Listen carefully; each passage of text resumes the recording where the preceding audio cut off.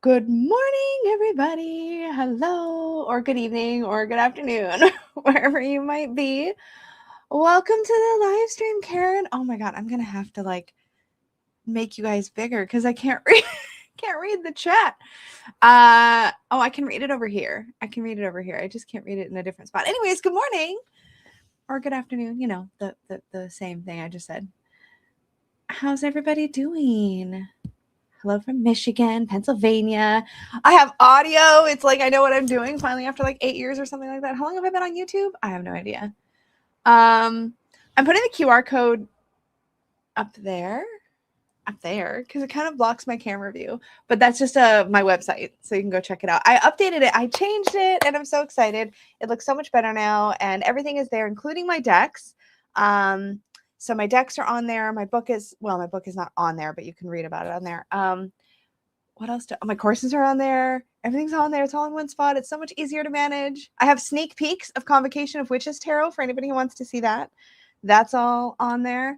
If you have no idea what I'm talking about, then this is what I'm talking about. Because look, decks, books. Oh my gosh. I have not been making I shouldn't say that. I was about to say I've not been making very good progress on my projects, but it's not actually true. Francesca and I have started on the Unicorn's Journey Lenormand. What else? Convocation of Witches is trucking along. We're in the cup suit now with illustrations, which is awesome. I've been rewriting everything as I do with everything I ever write. I write it like 3 times before I'm happy with it. So I'm rewriting all the stories for Convocation of Witches, and I'm working on the swords right now. What else is going on? Is it better for me if you order things from my new site as opposed to from Etsy? It shouldn't make much of a difference. If you guys use my Etsy link, which is in my link tree down below, or I can give you guys a QR code for that if you want. If you use my link, which is just going to supportivetarot.etsy.com, then Etsy actually takes out a lot less fees because they can see that I'm directing my traffic. They're not directing the traffic. In which case it's pretty equivalent. The thing is, I will say Etsy, the only place you can order if you're in the EU or UK is on Etsy.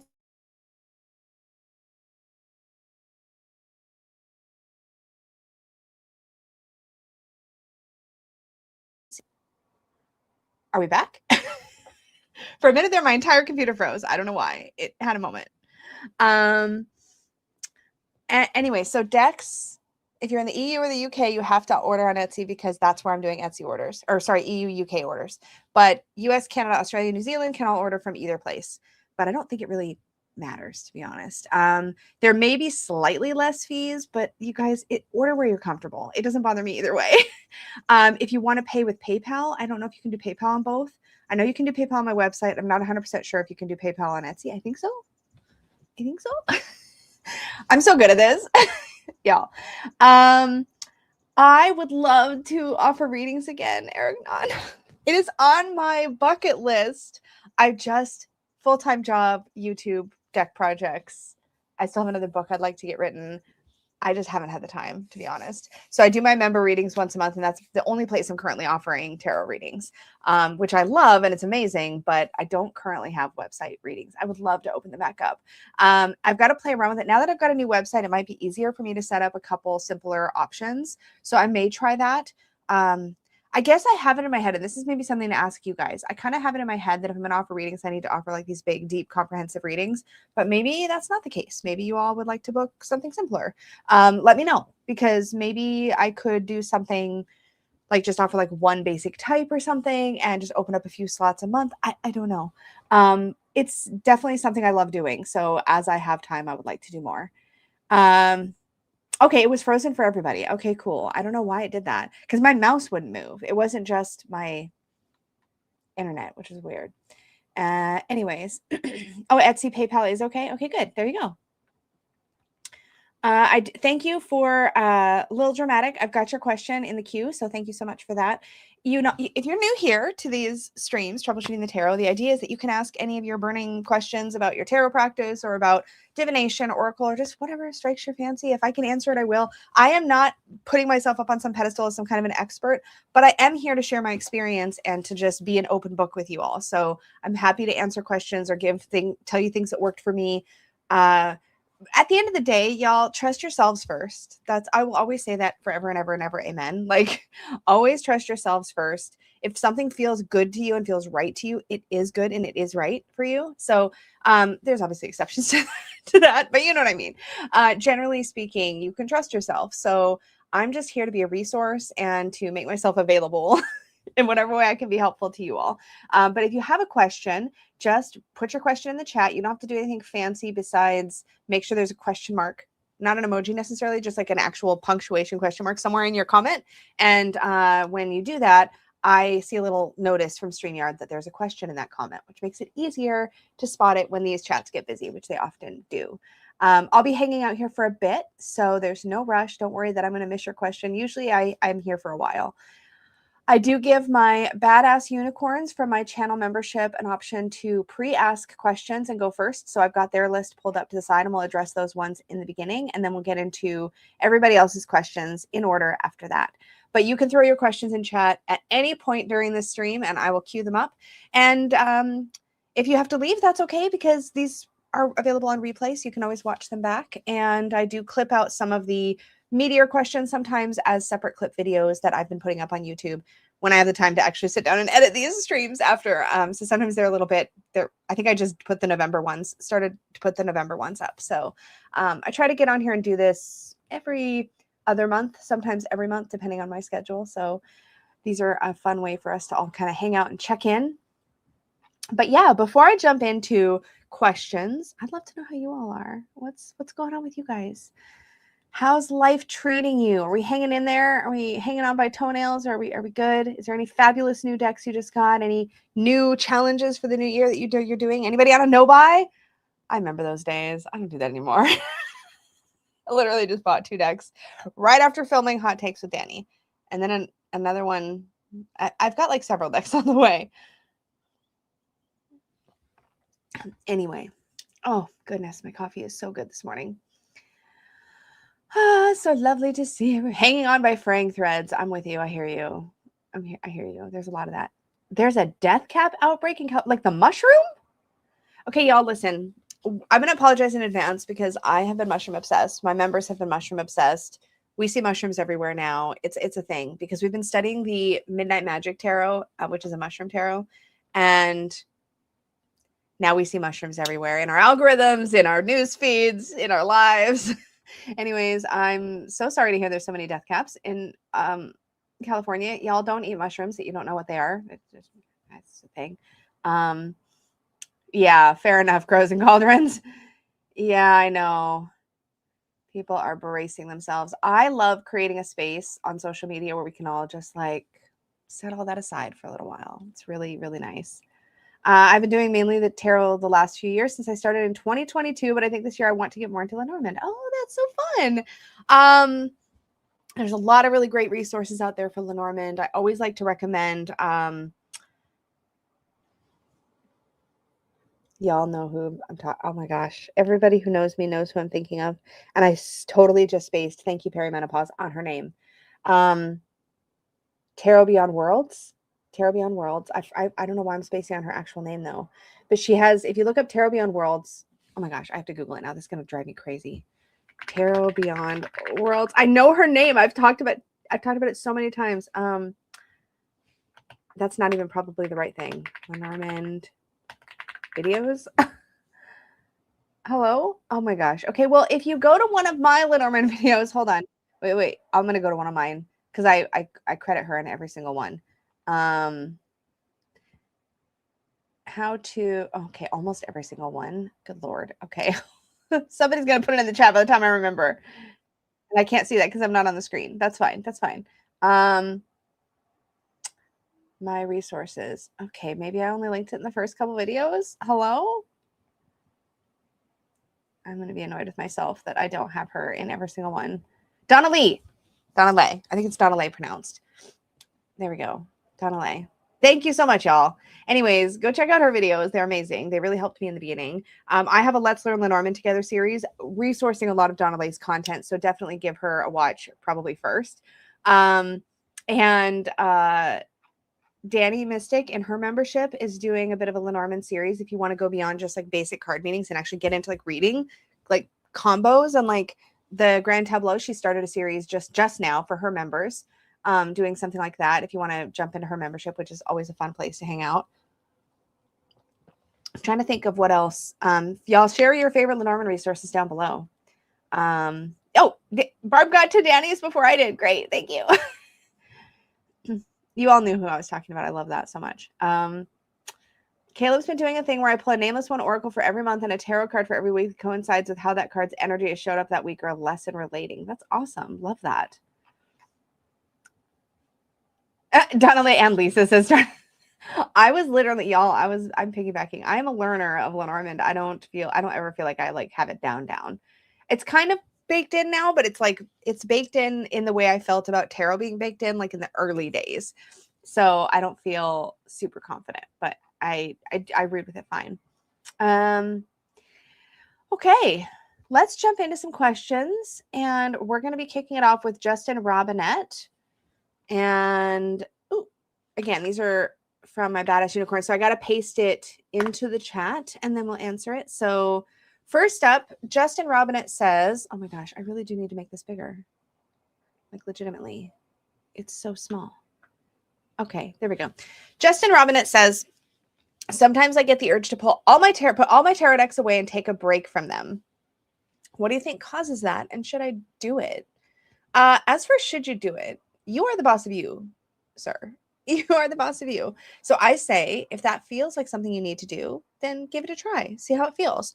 I've talked a lot about tarot burnout on this channel, and I say that term kind of semi-lightly because I think there's a difference between sort of the type of burnout one experiences with feeling just as a person, like very overloaded and overwhelmed. And then also a very specific type of burnout that I think we do experience with our tarot practice. And for me, burnout sometimes, tarot burnout or practice burnout sometimes feels like boredom. Like I'm just like checked out. I'm not getting anything out of it. I'm just going through the motions, and that doesn't feel good. Sometimes it feels like I'm overwhelmed by options. So there's several things that I've done in the past to manage that. Number one, if I'm bored with my practice, if I'm pulling cards and I'm not getting anything out of it, I change my practice. So a classic time when I did this and it worked out very, very well for me was back when I was very stuck in my way of thinking that to be like a good tarot reader, you needed to pull a card for yourself every day. Pull a card, daily draw. We always talk about daily draws. I love having most days of the week practice, but a daily draw for me got to a point where it was doing nothing for me. I was pulling one card and I was like, okay, whatever. And it felt like I was just, I don't know, it felt no different than locking my door in the morning. Like it felt no different than like making a coffee.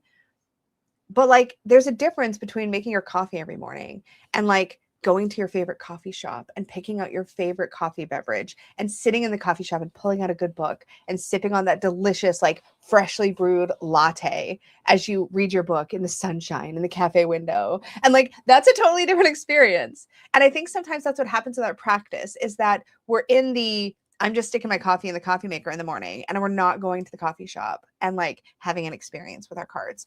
And it's not that it always has to be this big to do. But at the same time, I think sometimes we get into a bit of a rut. I think, and that maybe that's a better word, tarot ruts.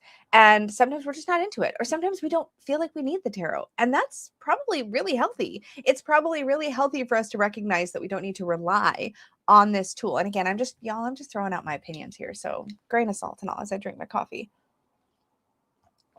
But my thinking is this: when I get to a point where something in my practice feels like it's just not feeding my soul, then I change it. And so to get back to my point, I hit that point with my daily draw where it was just like making my coffee in the morning and I didn't like it. And so I was like, well, this is dumb. I'm not going to keep doing this just because I think I'm supposed to. I would like to get something out of this practice. So I decided to change it up. And that's about when I came up with my energy obstacle advice spread. And that may sound like, because I've now been using that spread for years and it still hasn't gotten old, you know? And so most days, if I'm going to pull cards for myself in the morning, I'm going to pull energy obstacle advice. If I'm working with tarot and oracle as a combo, which I often am, then my oracle card is typically my energy card. And then I use tarot for obstacle and advice. And it works great. Sometimes I'll pull my oracle as like my overview of the day. And then I'll pull energy obstacle advice for my tarot. And I mix it up and it's great. And it feels like it actually gives me something that I can work with, that I can kind of sink my teeth into. And that's great for me. That functions super well. But on top of that, I weave in tarot practice or tarot challenges, like Mr. Lionhearts on Instagram is great for those. I weave in challenges from other YouTube memberships I'm in, like Dawn Michelle's practice that she does. She's got one this year called the Monthly Muse that she's doing in her channel. And I haven't experimented with that yet, but I'll weave that in at some point. I will weave in exercises that I'm doing for my tarot deck studies with my members. So I'll have sometimes like a spread we're working on that week, and I'll weave that in. So I shake things up. But anyway, that's what I like. I like to shake things up. But what we don't talk about a lot is it used to be a really common subject actually in the tarot community, at least among the people who kind of all started our channels back around 2018. I feel like this topic came up a bunch. Of the people that I met here on YouTube that had a practice and that were jumping onto TarotTube at around 2018, 2019, like I did, there was conversations we would all kind of admit, like, and talk about more on our channels, how we had these long extended breaks from our tarot. Those of us who'd been working with tarot for a long time. So I've been reading tarot cards since I was 19. I think I started jumping in, and I went through a period of, I want to say it was 8 to 10 years. It might not have been quite that long, where I had a little box where I kept my little mini deck collection, because I had a little deck collection even back then. It just wasn't very big. But I still had like about 20 decks, I would say. But I had a box where I kept my tarot decks, and I only got into that box when life was really kicking my ass, or I felt like I really needed some guidance or to untangle a situation. So that was what I did for years and years. And then I discovered tarot on YouTube. I discovered YouTube as just entertainment, first of all, around 2017. And I was like surprised. I was like, people watch TV, like YouTube instead of TV. This is wild. Now that's all I do. But anyways, I discovered YouTube, and it reawakened, it re-inspired my tarot into more of a regular ongoing thing.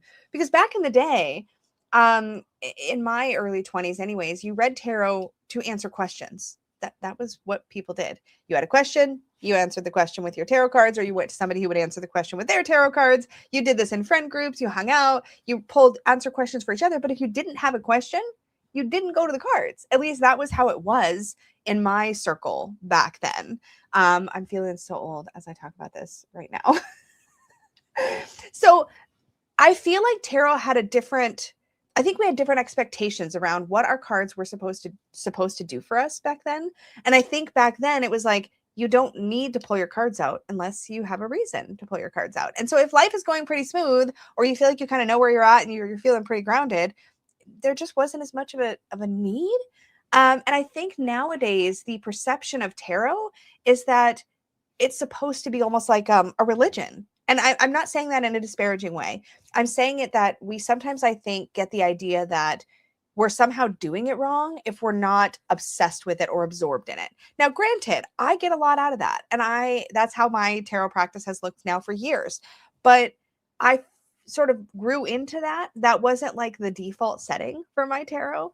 Actually, the default setting, like I said, was just to use it to answer questions. So if I hit a point in my practice where I'm like, I just need a breather, I'm going to do a breather, because I feel like we can get a little codependent with our cards sometimes. We can feel a little bit like we're ticking off boxes and we're checking off lists, and we're like, this is just what we're supposed to do, so we just do it. But if you're using tarot for personal growth and you're in a place where you're feeling like you're doing a lot of growing and the tarot isn't assisting in that process, then forcing yourself to do it isn't going to help you grow more necessarily, right? Like it could open up some things you're not seeing.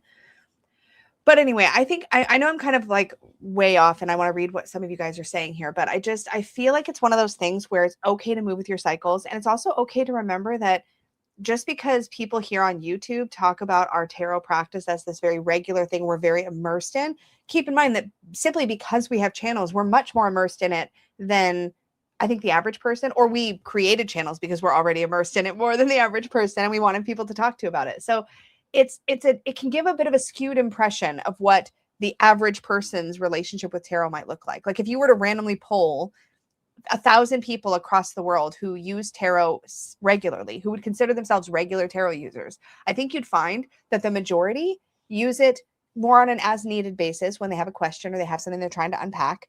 And the rest, and then the smaller portion are people like us on YouTube who are like, we use our cards every day and we love it. It's kind of like, I guess like a knitting group. You're going to find people who like knit when they've got something to make for somebody. Like there's a baby coming in the family, so they make up some baby clothes or baby blankets. And then there's people who like knit like a lifestyle choice. Well, I tarot like a lifestyle choice, but that's not all of tarot. I just kind of want to validate everybody in the room, because I think sometimes we can get really caught up in like what everybody else is doing and comparing and all this kind of thing. But at the end of the day, Justin got way more than he asked for with this question. At the end of the day, I think it's important to honor where you're at. And it can be really great to slow things down or change things up, whether that's putting all your decks away for a while, whether that's pulling out 1 or 2 favorite decks and working with only those for the next several months until you're sick of that, and see what that feels like. Just diving into something. That's one of the reasons I love our deck studies, because we get to really immerse in like a relationship with one deck for a while, and it feels really good. Yeah, Karen says, I was in the tarot community back in the early 2000s and things do seem different now. Yes.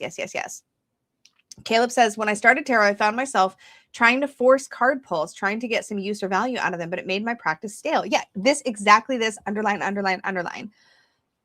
I'm not about forcing things. Excuse me.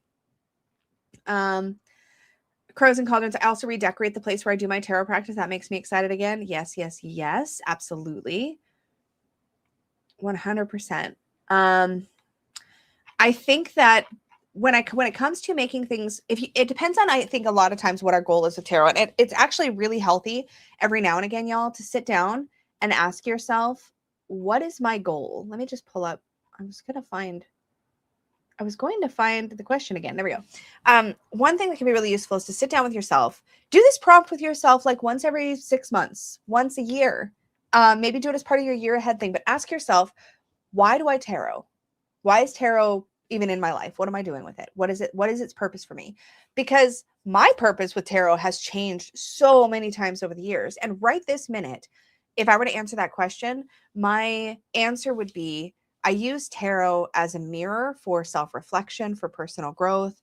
I use it to see myself through and beyond blind spots. I want to see myself without bias. When it comes to how I want to work with tarot for other people, I want to empower and assist with personal growth stuff. That's my main purpose. That's where I sit with it. I want to be the best version of myself I can be. That's what I go to tarot for and with in mind. I want it to help me navigate when I'm moving beyond maybe habitual trauma patterns or responses. I want to have something that helps me think differently about myself and my life. That's kind of how I work with tarot now. But there was a time when I worked with tarot almost exclusively in a forecasting kind of way. I wanted to basically plan ahead. I don't work with tarot hardly at all like that anymore. That doesn't serve me in any way. And I feel like I actually am a lot personally healthier internally when I trust the universe to take care of that bit, and I just work with the present. But again, ask yourself that question every now and again, because you might find that the real reason you want to work with tarot is actually not in alignment with how you're using tarot. And that happens, or oracle, or whatever divination tool you're using. You might actually find that you're out of sync with yourself, that actually the reason that you're going to your cards is not how you're using your cards. and that's kind of an interesting thing to check in about. So yeah, 100%. Yeah. Bunny Kisses says, I find I cannot keep a consistent practice. Tried, doesn't work. I float from interest to interest. Yes, I have way too much going on and it stresses me out to have to do something every day tarot related. Exactly. Good morning, bestie. I think it's one of those things where it should feel nourishing and it should feel like it adds something to your life. And if it's just like, as Dawn puts it, since she just came in the room, she made me think of it. It shouldn't be homework. Like, unless you like homework. If you like study, if you like homework, yes, give yourself homework. That's great. Enjoy that. But if it feels like a slog, then there's something that needs to change. So honor the changes, honor the shifts, and remember that there's nothing wrong with literally putting your entire tarot interest away for years and then just picking it up again if you want to. And I think sometimes we get a little attached because, especially those of us who have tons of decks, because we're like, well, I bought all these decks. I have to use them all. No, you fucking don't. No, you don't. You do not. You absolutely do not. People have spoon collections. I don't see them stirring their tea with those spoons. I don't know why I always go to spoon collection. I do actually, because my mom collected spoons. These little spoons with like cities and stuff on them. They just sat in a rack. They were just decor. I'm sorry. Ask your friend with like 8,000 books how many of them they've actually read. Ask them, because probably like not all of them. I'm just gonna guess. But yeah, that's the thing. So just remind yourself you can put stuff away. And if you never pick it up again, then eventually you'll look at your tarot collection in its storage bin or whatever, and you'll go, oh, I guess that was a past me thing. And then you let those things go if you want, or you hold on to them if you want, and whatever. Yeah. Yeah, it was like spoons, shot glasses, like the number of things people have given themselves absolute permission to collect and never use. Coin collections? You are not spending that coin. You are collecting that coin. Stamp collections? Come on, people. Yes, no need to have a sunk cost fallacy. Yes, it does not matter. And if you've ever read, I know it gets talked about way too much, but The Life-Changing Magic of Tidying Up, the thing that I took away from that book that has stuck with me forever is something, if it has brought you joy, or you got your entertainment value out of it, it's served its purpose. A coloring book is my example I always go to with this, because I love coloring, but I'll spend hours on a page. I'm never going to color every page in a coloring book. It's never going to happen. But I will get out a coloring book and I'll spend hours on a page. That coloring book maybe cost me $18. It cost me less than a value meal at McDonald's, and I got hours of enjoyment out of it. It served its purpose. It's okay if I color one page and then I never color another in that book. That's all right. Like, and I can let it go and be like, it's fine. It's just one of those things. So yes, just honor your practice. That's what I will say. I know that's a very long-winded answer. Apparently this is the mood I'm in today, so we'll see how long we're here. Okay, keep your questions coming in the chat if you would like. I have got them. I'm queuing them up as I spot them. And I'm going to answer Michelle's question, one of our badass unicorns, next.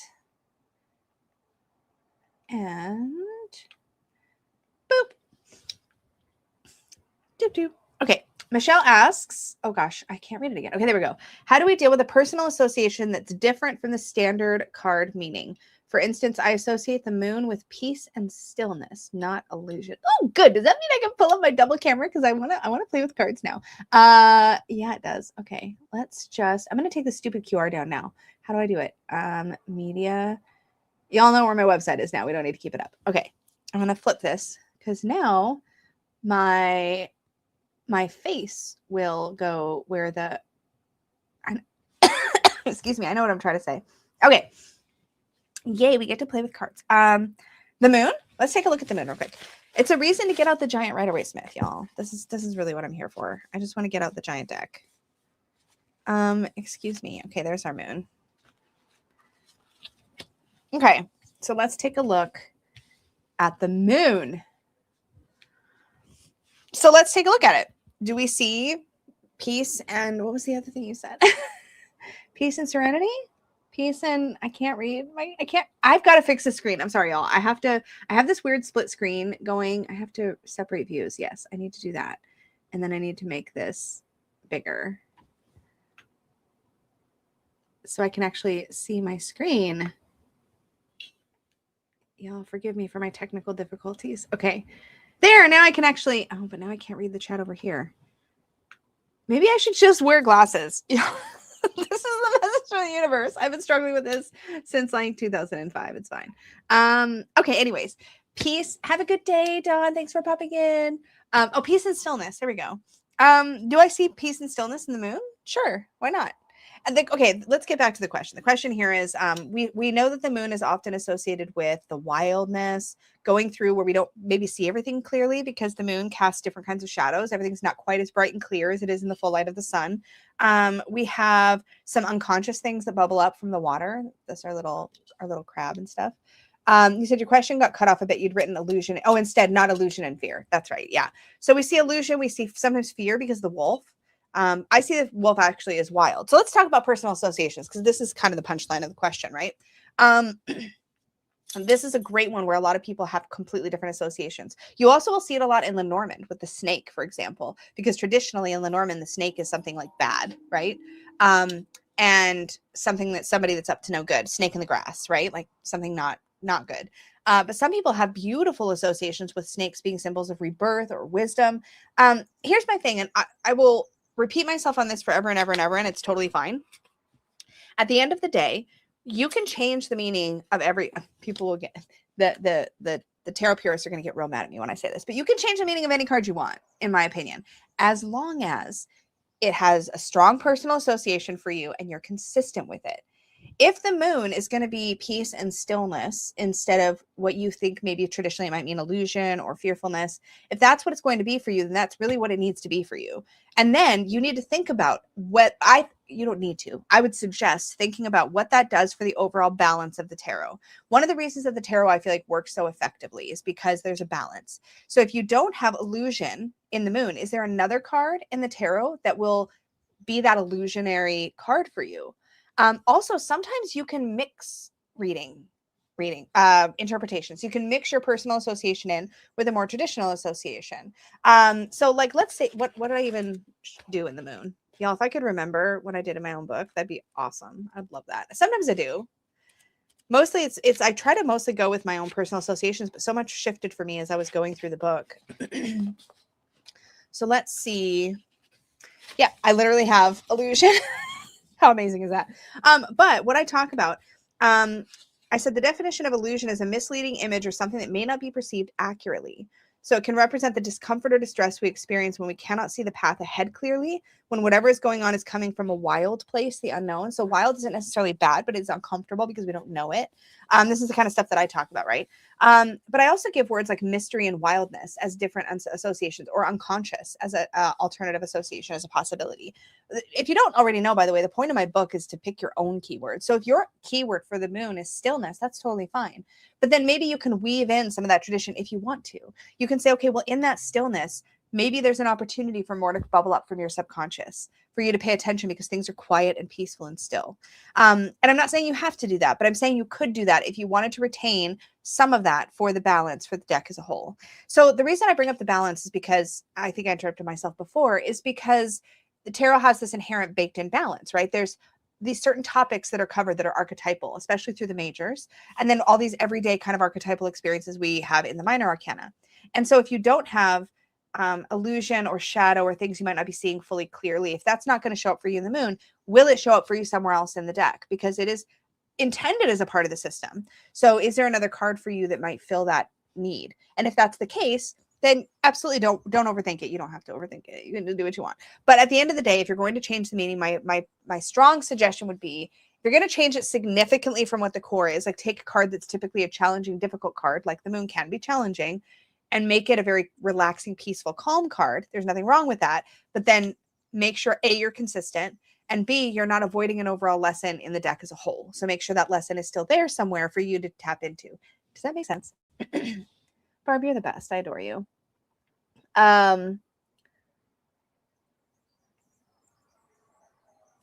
Let's see. I got my first deck when I was 12. I didn't really start studying tarot seriously till I was in my 20s, and then put it back down for years again before picking it up in my 40s. Exactly. Very common. Okay, so Rebecca points out here, for me, I tend to switch moon and sun a bit because I find sunlight blinding. So very interesting point. So maybe the sun makes it difficult for you to see clearly, and the moon is where you can actually really take in your surroundings and take in information. Now you've got that balance still baked in. Barb says, you could even think that the moon means you're a werewolf and your inner monster is about to emerge and go on an online shopping spree to buy adult toys. Anything goes. Barb is correct. And also, there's every tarot card is not one fixed meaning forever and ever. Okay, for some people it is. I always try to caveat things because I'm giving my opinions, and these aren't right answers. These are just my opinions, okay? So keep that in mind always. When I'm reading tarot in practice, if I pull this card, it doesn't matter what I've decided the base meaning is. I'm about to completely contradict myself. So let's see if you can follow my brain stuff, okay, here. But like, if I pull this card on a given day and it's telling me peace and stillness, I will still say that to my querent, or I'll still read it that way for myself. If that's what it really feels intuitively it's talking about in that moment. I break my own rules all the time. The thing is, though, is if you're talking about systematically changing what a card means for yourself, like permanently, and being like, this is its base foundational meaning, then I think you should think through that process and make sure that it's something you feel comfortable with long term, and then try to stick with it if you can. But that means that also when it comes up in a reading, you can have peace and stillness, but you can still tap into the wildness of the wolf or the unconsciousness of the lobster, like the unconscious messages or lessons. I'm very intuitive in my reading style, which means that I love and appreciate and adore having this solid foundational base for what a tarot card means to me. But I go off book constantly when I read. And that for me has made a really nice combination of, how do I express this? For me, I do better as a reader, and I'm more confident as a reader when I have a solid foundational understanding of every card. I have something I can, I guess, kind of fall back on, or something that sits underneath, so that then I can be free to explore the card and let my eye wander and be like, oh, today I'm noticing these rocks by the pond, or today I'm noticing these towers, or the path, or the face expression in the moon, or the dog wagging its tail here.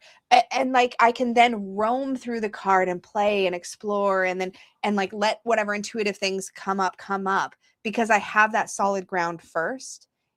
That for me has been the magic combination for never hesitating to feel like I'm getting a message from the card, because I have that foundational underpinning, but then having the freedom. It's kind of like what you say about, this is going to sound weird. It's kind of like what you say about having a kid. And this is a terrible example, but just roll with me. Having a child, and that child needs boundaries so that they can then feel safe and free to play. And I kind of feel like with tarot, it's the same thing. Having a foundational sort of base meaning gives you the safety and the freedom to then experiment and play. Does that make sense? Hopefully it does. Oh, Barb. Oh my God. I'm totally adding your question to my list, Aura. Thank you for it.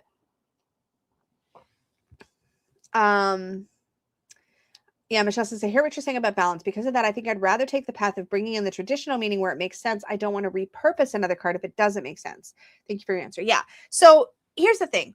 Give yourself permission to, when this comes up, if it, and I actually, okay, sorry, I'm going to interrupt myself again. Let me get my thoughts together. I had the exact same problem with the moon for years. I was like, I don't see the moon as a negative card. And I think that's the sticking point for a lot of us, is that when you have a beautiful relationship with the moon as a divine feminine, you don't want to go to it and go, that's a negative card. And so maybe the reframing that's needed here isn't so much that the foundational traditional meaning of the moon is the problem, but the fact that it gets boxed in as a negative card. Because for you, the moon is not a negative energy.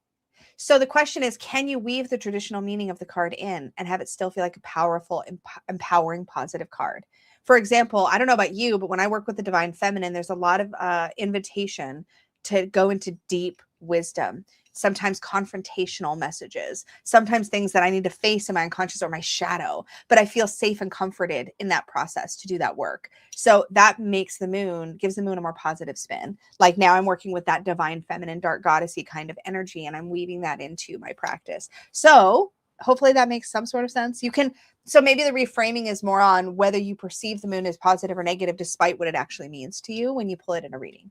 Hopefully that, I feel like I went all over the place with that, and I'm not sure if it was helpful, but let me know what you think.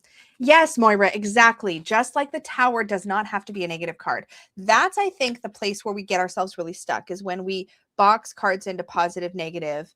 Every card, and I talk about this heavily in here when I talk about picking a keyword, because I actually talk about being intentional about picking keywords that, for the most part, there's a few cards where that can be really challenging. And I even own, there's some cards where I have a keyword that I would say spins more positive or more negative for sure. But I try to pick keywords that work in a negative or in a light or shadow context. So what you ideally want is a foundational meaning of every tarot card that you can answer the question, how is this card helping me right now? Or like, how is this energy, what energy is helping me right now? And what energy is an obstacle right now? If you can use any single tarot card to answer that either question, then you know you've got a good foundational neutral meaning for the card. For example, and you can do it even with difficult cards. Here's the 5 of Pentacles, right? How is this, like, where is the help for me? How is this advice for me right now? And I would go, okay, I know that this card is often about struggle and feeling isolated, but it's also a card about looking for help and recognizing there is help available to you if you know where to look. Reaching out, not isolating yourself. So that's the advice. Where is the obstacle in this card? Well, I'm feeling isolated. I'm feeling shut out of that help. I don't feel like there's people around me that I can lean into. So I can answer either question with my understanding of this card. And that should be the case with every card in the deck, including the Tower, including the Ten of Swords. What advice does the Ten of Swords have for us? Let's do this exercise. Hit me up. What is the gift of the Ten of Swords? Anybody, throw it in chat. Insta workshop. Because there's actually a reminder about what the gift is right on the card. I actually talked about it in a recent video, but I don't remember if it was a member video or a public video, or even if the video is out, actually, now that I think about it.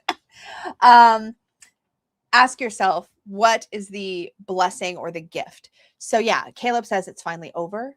I'll tell you one visual cue if you work with the Rider-Waite-Smith. We're going to be doing a Rider-Waite-Smith study on the channel, by the way, so y'all know. Our next member study is going to be not Pocket. It's going to be the Wild Unknown. We're going to be doing that in February and March. But April, May, June is going to be a Rider-Waite-Smith deep dive. New beginnings, says Nadine. Sunrise, says Laura. The worst has passed. Now focus on recuperating. Macajay says the gift is that it's over, but the sun is rising. Yeah, here, let me tell you this. If you look really closely at the Ten of Swords, you see the position that this character's hands are in, the little two fingers sticking out? That's actually a blessing of peace. It's a blessing of peace. In this card, there is a reminder. Yes, there's the sunrise. That's the really obvious one, right? But the person who has been stabbed is showing us that there is a peace to where they're at now.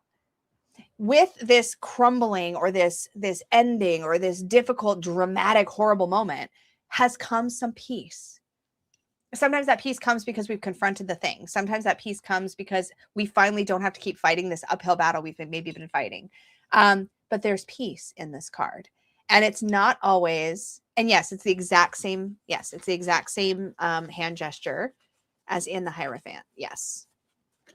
There it is, right there. Sorry, bring the card up. See? 2 fingers. 2 fingers. There's a blessing of peace in this card. And I think that's the thing to play around with in your practice is reminding yourself that every card should be able to offer gift and challenge. So yeah, hopefully that was helpful.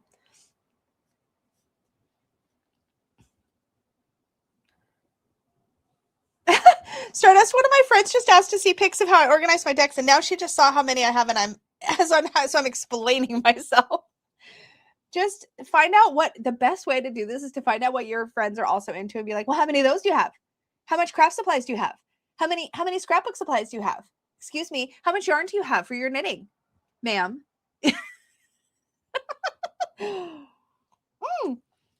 Artie, hi, I didn't see you come in. Hello, Artie. Yeah, Artie says I get excited when I pull the Tower Death Devil. I enjoy confronting my shit. Yes, absolutely. Jenny, good day, everyone. How are you, magical folks? We're good. How are you, Jenny? How many unread books? Exactly, Rebecca. Exactly. Okay. Let me go over and grab my next member question. We have one from Nicola Kitchen. How do you? I probably totally slaughtered that username. I apologize so much because I'm really bad at that.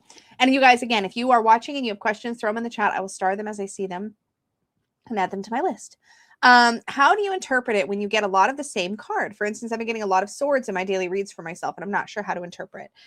This is where I will say, and this is something we are actually going to be doing a lot of this kind of thing. Well, maybe not. Maybe I'm a liar. I might be a liar. I just finished doing all the prep for Wild Unknown study, by the way, y'all, and we're going in hard on that deck. Let's just put that. I've got like 8 pages of notes for the prompts.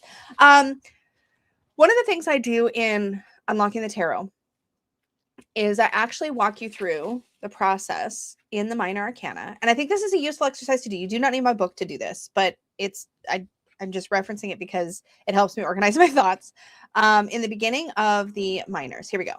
So when you first get into the Minor Arcana cards in my book, I talk about the elements of the Minor Arcana and the associations. If you do not already have some strong associations with the element associated or with the suit as a general rule, it's a great practice to build one. So for example, for me, fire is energy and passion, enthusiasm, intensity. Water is feeling, emotion, relationships. So fire being wands, water being cups. Air for me is thought, the mind, intellect, learning. Okay. So just that reference. Okay. Let me just, what did I do? I don't know what I did. I hit the wrong button. Anyways. Okay. So once you have a strong association with the suit, if you start seeing a lot of cards showing up in that suit, it's important to notice 2 things, actually. If you're seeing a dominance of sorts, that will give you one piece of information. Look for what's missing or isn't showing up very much, because sometimes the combination of those two pieces of information is more useful than just what's showing up a lot, right? So if you're like, okay, I'm getting a lot of swords, but I'm not getting a lot of cups. Now, immediately that gives me two pieces of information. Your mind is overactive, probably, or learning is overactive. There's a lot of learning. There's a lot of mental activity. There's a lot of thinking, maybe overthinking, maybe overanalyzing, speaking from experience. And if there's not a lot of cups, then your mind is overactive and you're either suppressing, avoiding, or out of touch with the associated emotions. So you're having all this thinking, but you're not doing a lot of the feeling part of this. So you need to bring these things into balance, right? So usually that's something to explore. But let's look at a different one. Let's say there's a lot of swords, but you're not seeing a lot of wands. So that could be all that air, all that mental energy is now dominating, and you don't have a lot of room for creative spark, for flow, for energy. Maybe you're feeling a little bit depleted. Maybe you're feeling really exhausted or burnt out from something intellectual or something that's requiring a lot of mental energy. So the question is, first, when you have this kind of thing coming up, the first thing to consider is, what is my association with this thing that's showing up a lot? Because that's going to tell you more than just about anything else. So the first question, if you're getting a lot of swords, is, what do I associate swords with? Maybe for you, swords are more challenges and growth. So it's like I'm being challenged a lot, but I'm also being given a lot of opportunities to grow. But yeah, if you can, see if you can pay attention not only to what's showing up a lot, but what you're not seeing a lot of. So like, even if we can pull in the majors to this too. Let's say there's not a lot of major, or a lot of nada, y'all. Let's say there's not a lot of majors, but there is a lot of swords. Now you're getting a lot of like thinking, but not a lot of like big life things. You're just in your head, but you may not have a lot of big reasons to be in your head. There might not be a lot of big shifts going on that need all this mental energy. Y'all being so sweet about my book literally makes my day. Thank you so much. I really appreciate that. But yeah, that's, yeah, not a lot of. Or a lot of nada. That's what I said. A lot of nada. Word of the day, says Barb. I love that my mods clock all of my shit. I love it so much. Okay, anyways. I don't know if that's helpful, but that's what I would say. And when we've talked in past streams about what to do when you have a stalker, but whatever is happening, always come back to your personal associations first. If for you swords are, like I said, are obstacles or something, then that tells you what's being pointed out to you. If you're getting a lot of cups, then maybe you're two in your feels and you're not, if your swords are suppressed, you're not getting enough of that. In a general reading on the table, I look at this every time. If I'm doing a reading, especially more than like 3 cards, I will always look at, where is there a dominance of something, an element or an energy? Where is there not a lot? Like, is there a lot of 5s? Because 5s for me are very challenging cards, testing kind of cards. Is there a lot of 5 energy, maybe? Is there a lot of just one suit? I always take a quick look and kind of to make mental note of like if any suit is missing, or if there's like just one cup, but there's all these like wands cards. That's really efficient at telling me about relationship readings, for example. Too much wands, not enough cups can be a lot of passion and intensity, but not a lot of that underlying like stabilizing emotion that's going in. So like it can tell you a lot if you want to dive into those layers. Hopefully that makes sense. And I hope that was helpful. All right, we have Twirl with, how do I make my tarot practice more actionable? Let's see if I can understand this question. Let me try this again. Let me actually put it on the screen and read it. Twirl says, how do I make my tarot practice more actionable? I feel like I'm always stuck in the thinking phase and it doesn't amount to much. Well, you're in here, Twirl, so why don't you tell us, what kind of action do you want from your tarot practice? Some people's practice are very thinky. My practice tends to be pretty thinky. Yours sounds like you want more like actions to take, like you want to take it into process, right? But maybe you can clarify what you mean. Let me grab my book so I have something to write on, and let me grab, I have 8,000, I don't have that many, but I have a lot of fountain pens. Now ask me if any of them are handy. I'll just grab I'm just going to wander away, grab a pen. It's fine. I'm just going to grab one out of my journal because I know I've got one here. I have like 3 journals on my nightstand right now. It's a little excessive. but that's where I'm at with my practice. So it is what it is. I found the comfiest like sweatpants, and they're like so oversized, but they make me so happy. It's like being in jammies all the time. It's amazing. Okay. But then I also sit on my own pant leg, and then I have to untangle myself. Okay, so Twirl says, I want to stop the doom spiral or take action to actively reframe how I'm approaching the relationship pattern. So that's a very specific thing, right? So you're looking for advice from the cards about how to engage in relationship. What I'll say is, first of all, working with cards, not always the best for a doom spiral, I find, but your mileage may vary. Maybe for you, cards is fine when you're doom spiraling. For me, not so much. Sometimes it just gets me in my head even more. I'm going to come back to some really foundational advice here. What matters more than what cards you pull, if you want actionable steps you can take, is what question you're asking. Oh, Barb's answer is to take your tarot cards on a jog and stop to get a donut and a Red Bull and flirt with the cute barista. Sounds actionable to me. So if you're going to cards without a question, I will tell you right, and you're not getting the result you want, I'll just be blunt and say, then the cards are not the problem. The reading isn't the problem. What you're doing with the reading isn't even the problem. The problem is that you're not going to it with a question. So number one, go with a question. Go with a question that's going to give you the answer that feels actionable. So let's give some examples. I like visual aids, so we're going to go back to this situation. Okay. I feel like maybe this is my own vision. I'm going to literally make my face bigger. I don't know why. I feel like I'm shut out of my own layout. I don't know. I'm weird. Okay. So let's say, let me grab an actual deck because I like visual aids. Also, pro tip. This is my pro tip. I have a binder clip on this deck bag because when I am reading for myself, I got notes in here because this is our study deck. If I open to a page and I want to like journal about it, I'll do this to hold the book open so I can keep it down and like type away at my notes or like write in my journal or whatever. Just a fun little pro side tip. Okay, let me pull out some cards and play because I want to.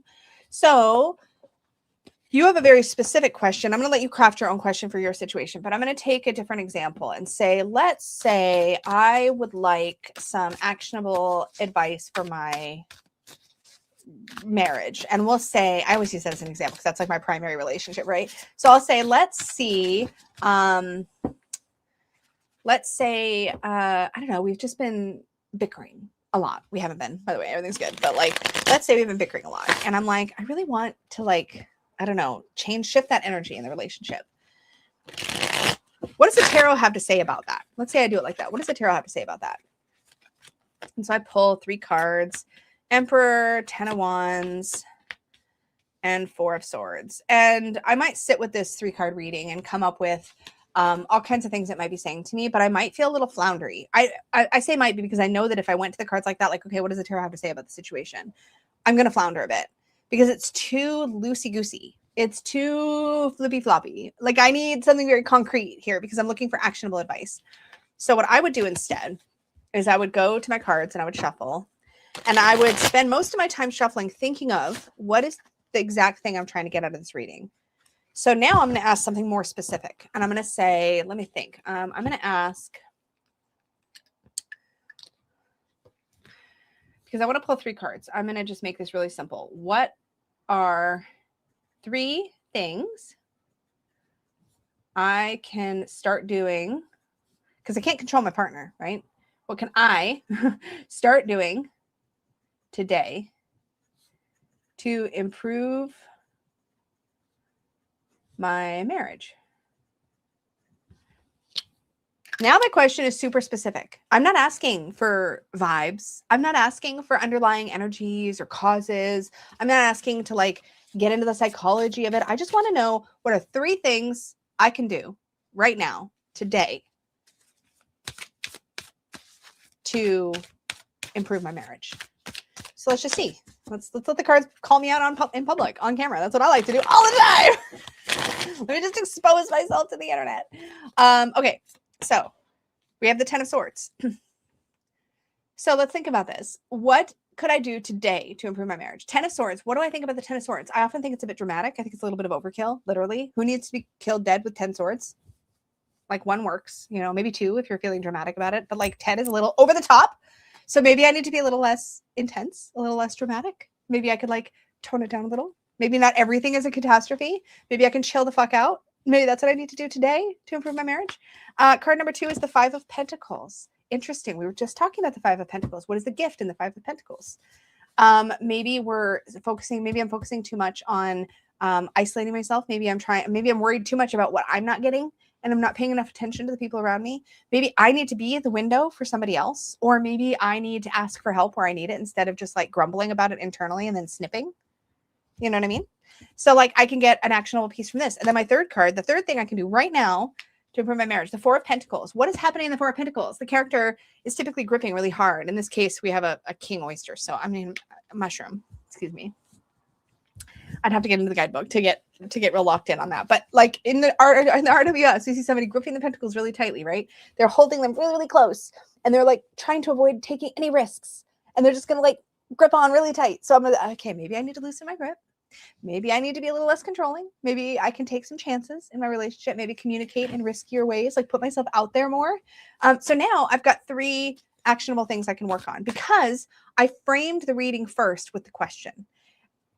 80% of the reading you get is your question. 80%. Easy. I just picked a random number, but it's a lot. It's the majority, okay? The majority of what you're going to get out of your tarot reading is what you've put into it before you pull the cards.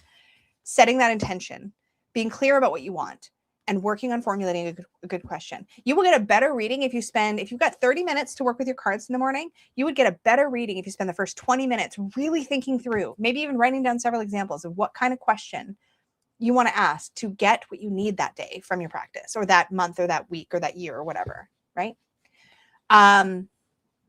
Hopefully that helps. What are we talking about? Oh yeah, I love this one. This is fun. I like it. What if it's about putting up emotional boundaries or changing patterns and you don't have easy answers? You might not have easy answers. Maybe the question is, what boundary do I need to set today? So just think about your situation, because we can get in the weeds with your specific situation, but the point here is, how do you get the most out of your practice to get actionable answers? Because in the weeds, we're now reading your situation and not sort of the issue with your cards. So the issue with the cards is formulating a question based on what kind of answer you want. And if you're not getting the answers you want, then maybe tarot's not the tool to help you through what you're dealing with. And then maybe you need to pull in other resources. So that's just what I would say as far as like where you can take that. But hopefully that helps. Hopefully it makes some sort of sense. Let's take a look at Twirl's next question. How do I set up a meaningful, personalized tarot practice? I feel like we covered a lot of this with the first question, but let's just do a quick hit and run here and talk about some more. So you said you're trying things off. Let me try it again with the question on the screen. How do I set up a meaningful, personalized tarot? Oh, sorry. I need to be able to clip this later. So I need to teach myself to put the comment on the screen and then read it. Starting over. Toro asks, how do I set up a meaningful, personalized tarot practice? So far, I'm trying things off TarotTube, but nothing seems the right vibe. I don't know what you mean. Again, like at the beginning of the stream, we talked a lot about like not getting in our heads about what our tarot experience or practice needs to look like. And what I'll say is, if you want something to feel personalized, you have to be willing to try things over and over again until you find what works for you. So a lot of experimentation. So thinking about, if you want something meaningful, think about when you get the most out of tarot. So if you're like, okay, I pull cards for myself, like the reason I like energy obstacle advice, I know I don't have my screen up. I'll put it up. The reason I like it is because when I do this, I feel like I get something that is thought-provoking and that kind of sticks with me through the morning, right? 3 of Pentacles, what is my energy? 3 of Pentacles to me is about teamwork. Look at what we're doing here. We're collaborating. We're having these great conversations about learning, which is awesome. 8 of Pentacles to me is an obstacle. So not to get stuck in a rut. So today I need to like be willing to shake myself out of my routines. And advice is the Magician. Maybe I do a little creative work today, which makes sense. So that is something that works for me. But yeah, Twirl says, like, I'm trying other people's ideas, but it doesn't seem like the right fit because it's other people's ideas. So at the end of the day, you experiment. Maybe you try the card thing a day. Maybe you try a bunch of different things. And if nothing feels like the right fit, maybe a daily practice isn't the right fit. Maybe having a practice. Let's unpack this for a second. It's not all of us have a practice. That's okay. It doesn't make you somebody who doesn't like tarot or can't use your tarot cards. But lots of people have no interest in a tarot practice. That's completely valid. It might just not work because it doesn't give you something you need. If you don't need it, you don't need to do it. Like it maybe for you, tarot is more an as needed or occasional or even a play thing. For some people, tarot is very lighthearted and fluffy, and they just go to it when they like want to play a little bit. Let's see what's up. Let's see what the cards say. And that's it. That's all it is. And that's completely valid. That's completely fine. It sounds to me like you're trying to put yourself in a box. And maybe I'm misreading the question, but it feels a little bit like you're like, I want to practice. So I'm going to try all these different ideas and see if I can find one that fits. If none of them are fitting, and if things you're trying on your own aren't fitting, maybe it's not the type of practice that isn't fitting, but the idea that you're trying to create a practice around it at all. It might just not be a thing that you enjoy or that works for you. I think sometimes we do get in the weeds a little bit with our shoulds. We should all over ourselves. I don't know where that quote comes from, but I heard it a long time ago and it stuck with me. Don't should all over yourself. Figure out what feels good and do more of that. And it doesn't have to be a practice. You want to practice, but so far you haven't found one that actually feels right or serves you. So that's okay. I know it's hard to sit with that because you're like, but I want that. I want to be somebody who loves to run. I really want that. I don't love to run. I'm never going to love to run. I did have an app for a while that was like a storybook, and every once in a while it was meant for running, right? And it would you put it on your headphones while you're walking outside, right? And every once in a while it's like a zombie apocalypse type story, and it'll be like it'll tell you the zombies are after you and you have to start running, and it'll tell you like run, and it would like track your steps or like your pace or something and tell you if the zombies catch you or not. It was like, so you're running for your life. I tried that for a little bit. Listen, I don't like running. Yeah, I just don't like it. I'm not going to like it. I can't make myself like it. It's not for me. So this is when you maybe check in with yourself and go, is this me as I am in this moment, accepting myself exactly as I'm in this moment that wants to practice? Or is it my fantasy self that wants to practice? Because listen, my fantasy self wants all kinds of things that I don't actually want. But my fantasy self wants it. My fantasy self thinks that's a great idea. My fantasy self, y'all, is so disciplined and so focused. You just have no idea. That is not my life. So I have to work with what I've got, right? And you might stumble on something that you try one day and you're like, oh, I love this. I'm going to do this every day. And suddenly, poof, you have a practice. Like I started doing the bedtime pulse because of one deck. I randomly, my camera had a moment. Hopefully we're back. I randomly got this Guardian Angel Tarot, and I think I got it because of Dom Michelle. I got everything because of Dom Michelle back then. But I pulled a card and I was like, this is so comforting. I want to do this at bedtime. So I pulled a card at bedtime. I have had a bedtime tarot card practice of some kind. I don't do it every single day. Don't ever let me fool you into thinking that I am super consistent, because I am not consistent, but I am mostly consistent about some things. And that's one thing. I always have at least one or two decks stacked beside the bed, and I pull them right before I go to sleep, and I find it lovely. But I would have never stumbled into that practice if not for that specific deck and the specific feeling that specific deck gave me when I worked with it. So I pulled a card and I was like, this is so nice. I would love a message from this deck right before I go to sleep. So I started doing that, and it felt really lovely. And now I look for decks that give that vibe. Right now I've got Song of the Grandmothers over there to get a little something before I go to sleep. And I love it. It's lovely. But I found it by accident. So maybe one day you'll pull out a deck or you'll do something, some kind of reading, and you'll be like, oh, this is nice. I think I want to do this once a week. Maybe you do it once a week and you're like, hey, this is sticking. I like this. And then in a month, you're like, I freaking hate this. This is stupid. And then you stop doing it. And that's how practice is. That's how practice is. Moira says, I think a tarot practice can be fluid. Yes. Do what you feel like doing with tarot when you feel like doing it. 1,000% yes. Terrell says, my fantasy self wants to be able to do beautiful art. Can't draw to save my life. Exactly. So sometimes it's just reconciling that, like, what you think you want or what you want isn't actually working for you.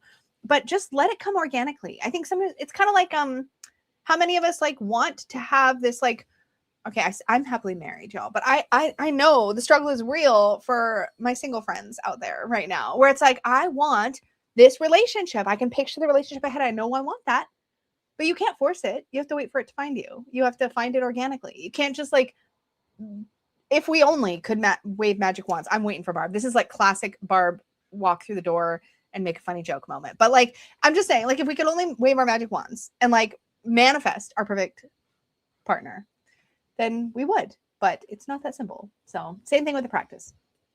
And again, tarot for some people may be intensely spiritual, but it is not a religion, and you don't have rules you have to follow. You do you. Artie says, my fantasy self is unstoppable. Y'all are lucky I'm screwed up. I'd be a menace. Same girl, same. All right, let's see what else we got. We got one more from Twirl, and then we're going to get onto our list. So if you guys have questions, throw them at me, because I only got a few on my queued up list right now in the chat. So hit me up if you have an idea. Barb has an AI boyfriend. He makes me cry all the time, but I still love him. Okay, well, I don't know if I like the fact that your AI boyfriend is making you cry. I feel like only real boys should get to do that, but I mean, okay. Okay, so Twirl says, I'm curious about deity work. Oh, boy. Well, I'm currently working with God and Jesus and the goddess and all kinds of stuff right now. So I could get way down the rabbit hole with this, but that's a whole other video, which, by the way, sorry, I'm going to totally side tangent for a second. I just have to say to this community as a whole that I'm so sorry. I'm going to tangent. Hold on. I need to tangent for a minute. I am so freaking grateful for you all being so lovely and kind about all of my spiritual explorations over the past couple of years. I was so nervous to share anything about like my Bible studies and like rediscovering Christianity and like faith and all that kind of stuff and like what that looks like for me now. And everybody has been amazing. And every time I put up a video where it comes up at all, I'm always like a little bit like tense, like, oh, people are going to think I'm Doreen Virtuing. I just keep saying I'm not going all Doreen Virtue just to reassure people. But like, I keep worrying that like it's going to be a thing. And oh my God, I cannot tell you how many amazing comments I've gotten, how much support I've gotten, how many kind things I've received behind the scenes in emails and messages, and people asking questions and reaching out and like sharing resources or asking about resources or whatnot. And I think it's kind of interesting to me the way that I felt a little closeted, and then everybody is being so lovely. And I'm like, oh yeah, the world isn't as scary as I always think it is.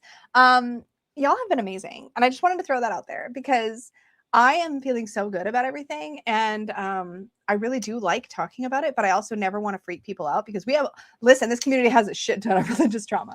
And I don't want to freak people out.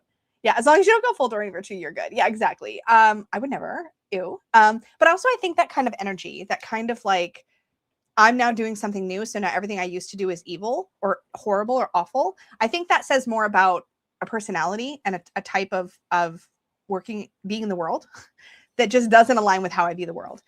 So it just doesn't feel possible for me. Like I have so much gratitude for everything I've experimented with or worked with spiritually. I would never look back on that and go, that was evil or bad.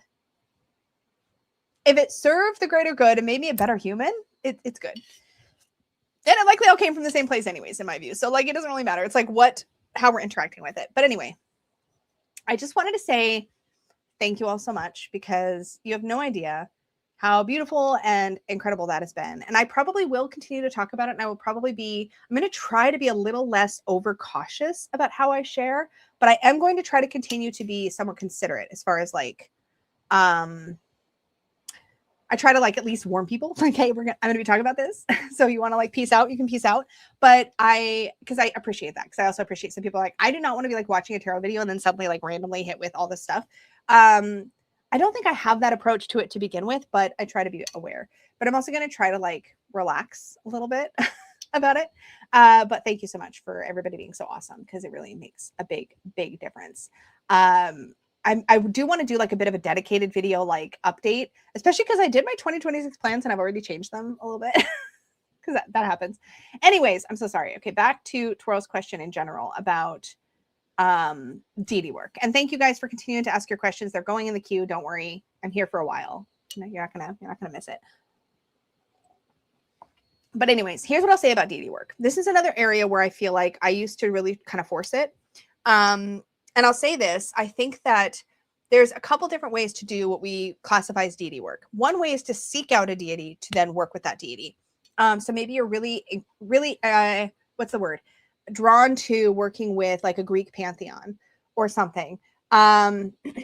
Maybe you're really drawn to, like, I used to pick kind of. I was like really drawn.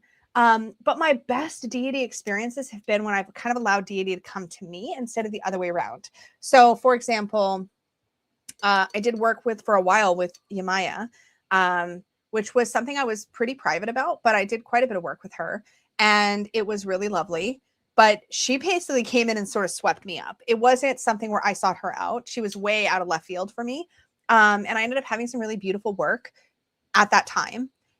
And I would say that every time I've kind of sought out a specific deity to work with, it's been more intellectual than spiritual for me. And there's nothing wrong with that, but the relationship felt more like me intentionally sort of pursuing / diving in, and it never felt as fulfilling as when I've just allowed things to come up for me naturally. And this is another area where I will say it might not ever, deity work might not be a thing that just naturally comes up for you, and that's completely okay. Thank you, Lita. I appreciate that. Oh, Barb, I adore you. So I don't know if that's very helpful, Twirl. Maybe other people have better experiences to share. In fact, I think in the last tarot, what's it called? Tarot Beyond Tradition, I think is what it's called, Tarot Beyond Tradition, that Dawn Michelle chats with Tegan of Animals and Arcana. They get together and do videos on her channel. And on Dawn's channel, I think typically, I don't know if they might flip-flop. They might sometimes also be on Tegan's channel. I'm not sure. But anyways, in their last one, they actually had a conversation about deity work that was really interesting and you might appreciate. So I would say go watch that, because they talked a little bit about how that's evolved for them and what that looks like for them. For me, I will say my current exploration is the first, that's really, I guess, technically the second, but I was young then. I will say this is the only time that deity work has felt very, I feel like it's everywhere all at once, all the time. I feel very immersed in a beautiful, held, loving way. I feel a lot of peace around it, and not a lot of like, I don't know, there's not like task lists necessarily. It all feels like something I'm constantly actively pursuing, but also being pursued. It feels very give take.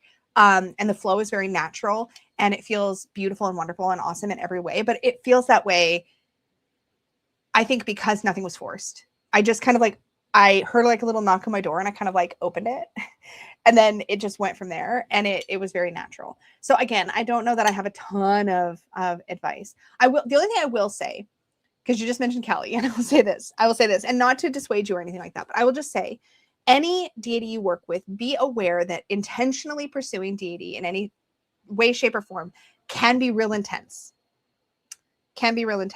So know who you're working with, know what that energy feels like, what it might show up as.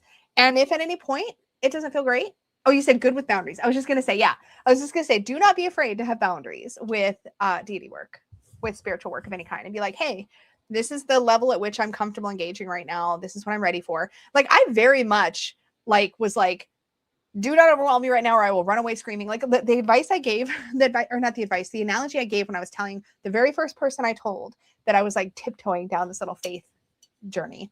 The very first person I told, I said, I feel like right now, like I am like this very, very timid little deer. And if the wrong thing comes at me right now, I'm going to run away and never look back. Like, I was very tender and vulnerable at that stage because I was just waiting to be disappointed. I was waiting to find out that everything I feared was true. And so any sign of that would have sent me running away. And deity met me where I was in that. And I think I unintentionally set a boundary. I was like, do not overwhelm me right now. Like, don't push too hard, because I will run the fuck away. and then we will never have this. This will never happen. And so I felt like deity met me there and was like, okay, we're going to take this nice and slow on your terms. Let's check it out. I've always been here. You're just kind of like discovering that. Let's just take it nice and slow. Now he bows to our Lord and Savior, starring in Carlac. Barb. No, but also kind of a little bit. I'm drawn to all the angry Hindu dogs. I said dogs. I meant gods. I'm drawn to all the angry Hindu gods. Yeah, there's something there. Sometimes some sacred rage can be, oh my God, so empowering. explore that. Have fun with it. Enjoy. There's no rules. There's no rules. Y'all don't forget, if you're asking questions, make sure there's a question mark in your comment because I don't want to miss them. And I'm sure I may have missed some. Yeah, Maca J says, yeah, seeking out deity tends to feel more like a business arrangement to me, whereas when they find me, it's a relationship. This 1000%, yes. My sort of awakening in this way was more like realizing, oh, you never left me. That was a really, it still gets me emotional when I think about it because I saw all these signs in hindsight and I was like, oh, no matter where I went, no matter what I did, there was this presence there that I was like not realizing was there. But I see so clearly in hindsight. I'm like, oh, that was you, and that was you, and that was you. Of course it was you. Obviously, makes perfect sense. Because my belief is kind of like if deity wants to support you and be there with you, which I think that in some fashion it always does, it's going to show up for you the way you need it to show up for you, rather than abandon you. That's what I'll say about that. And that's my belief. That doesn't mean that has to be anybody else's belief. That's just kind of how I feel about it. But everybody's going to have their own mileage may vary in this case for sure. So keep that in mind. Okay, so that is it for Badass Unicorn questions. I've got about 8 in the queue. If I've missed you at any point, please feel free to repost your question. I won't be offended, I promise. Don't spam it, but like feel free to repost it. Make sure there's a question mark in it. And I will, and just say, hey, I think you missed my question. Put it in there. Some people put question in all caps and then ask their question. That's helpful too. But like, anyway, I'm going to work in order from oldest to newest. So we have a little dramatic here. Do you interpret the same card in different ways in one reading? Yes, I think the answer to that is probably yes. Like if it signifies one thing in combo with another card, but another in its position. Ooh, this is interesting. I like this. Oh, sorry. Jenny asked a question earlier. Sorry. Put a pin in this for one moment. I'm gonna re-ask this question in a second because I forgot to ask it the way I need to for my clip videos, just to keep my editing life simple. But first, Jenny asked about the Wild Unknown study. Let me pull this out because I'm gonna change the camera here, the camera view, anyways. Is this gonna go in like the Lightseers Tarot? Here's what I'll say: I have 9 pages of notes, like 8 to 9 pages of notes, I think, something like that. I will say this. What we're doing with the Wild Unknown Tarot study, if you're curious, in the membership, is we are going to be effectively building our own relationship with the deck. Think about it kind of like a little bit like Unlocking the Tarot, but for the Wild Unknown, specifically kind of geared towards the Wild Unknown. A little bit like that, not as, because we don't have the time to go as in depth, but definitely we're going to be specifically working with the imagery in this deck to build a solid relationship with the meaning of the cards that is more than just this just happens to be the moon, or this just happens to be the Wheel of Fortune. We're going to be leaning into elements on the cards and building relationships around those elements.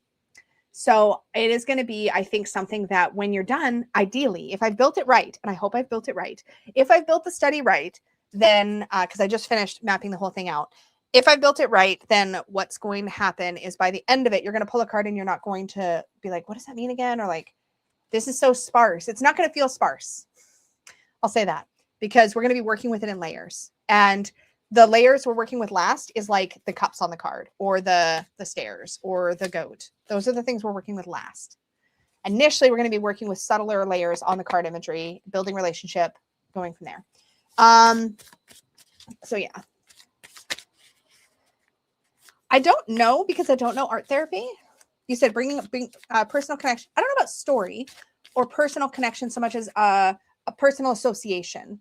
So I don't want to go too hard in the whole thing because I don't want to get people overthinking it or building expectations. I'll just say we're going to be working with it in layers, and we're not going to be leaning heavily on the guidebook. We are going to read through the guidebook because it's so short and easy to read. So we're going to read through the entries as part of it. We always do, but like that'll be like the fourth step in the process, 4th, 5th, 6th. Kind of we'll be working with it a little bit, but we're mostly going to be working on building our own associations. I'm going to be encouraging people to write in the guidebook. So, I mean, you can also write in a separate journal. I'm just saying, but like I'm going to be writing in my guidebook. I'm going to be encouraging people to write in the guidebook so that the guidebook becomes ours and not, because that's the big criticism about the Wild Unknown Tarot is that the guidebook is not as helpful as we want it to be. We're going to make the guidebook helpful for ourselves is the goal. Okay. Anyway. So Lil Dramatic asks, hi, Lisa, question. Do you interpret the same cards in different ways in one reading? Like it signifies one thing in combo with another card, but another in position. So let's let's do like, I don't know, like we need a fixed position for this to make sense. So let's just go with Celtic Cross for now and see if I can wrap my brain around this the way that it's asked. What did you say about writing in the guidebook? I know some people are like, oh my God, make sure it's a mass market copy, y'all. Okay, so I'm just going to pull a Celtic Cross real quick and we'll just take a look at what we got here. And I'm just using the Wild Unknown in a tin because it's handy. Let me get my book out of the way over here real quick. Still got a little coffee left, y'all. All right. Okay, let me see if I can get all these on the screen where you can see them. I always tilt my cards so that they can all show up. Let's bring all this down a little. Okay. So the great one to look at here would be in the center. So we have our central card in the Celtic Cross, which usually means like the heart of the matter, like the heart of the situation. We have the Magician. And then we have what's crossing that. So what's affecting this for good or for bad? And we have the Mother of Cups, which is Queen of Cups energy. So we kind of have this as a influencer of the Magician. So first off, we look at the Magician as this card is all by itself. And we say, okay, if this is the heart of the issue, then at the center of this reading, we have a reminder that we can create our own reality. We have an awareness that we have all the tools at our disposal. Maybe this is at the heart of the reading because we can't quite see that. And then crossing that, we have Mother of Cups. The Queen of Cups is going to be somebody who tends to, her emotional landscape tends to be very nurturing of others, sometimes loses a little focus on herself. Sometimes doesn't tend to her own stuff as much because she's too busy sort of tending to the others, or she can kind of conform around others a little bit, sort of mold herself around others' expectations. When I think about this with the Magician, I'm like, oh, interesting. Is the energy of the Magician this creative, powerful energy of being able to manifest your reality and like craft or create the world that you want to create? Is that being hindered by a desire to show up for other people the way that you think that they expect you to show up? So you're kind of like dampening your own, you're sort of putting out your own fire, so to speak, with the Queen of Cups. Now, I'm just trying to verbalize how I would interpret this as a combo and like separately and think about if the meaning sort of changed. It does a little bit for me, I guess, in the sense that we had the Magician, who by itself, very powerful, very empowered, can create. But in combination with the Mother of Cups, now the Magician is dampened, is maybe not as powerful because a little too concerned about everybody else. We have this sort of nurturing, sort of protective energy coming in with the Mother of Cups.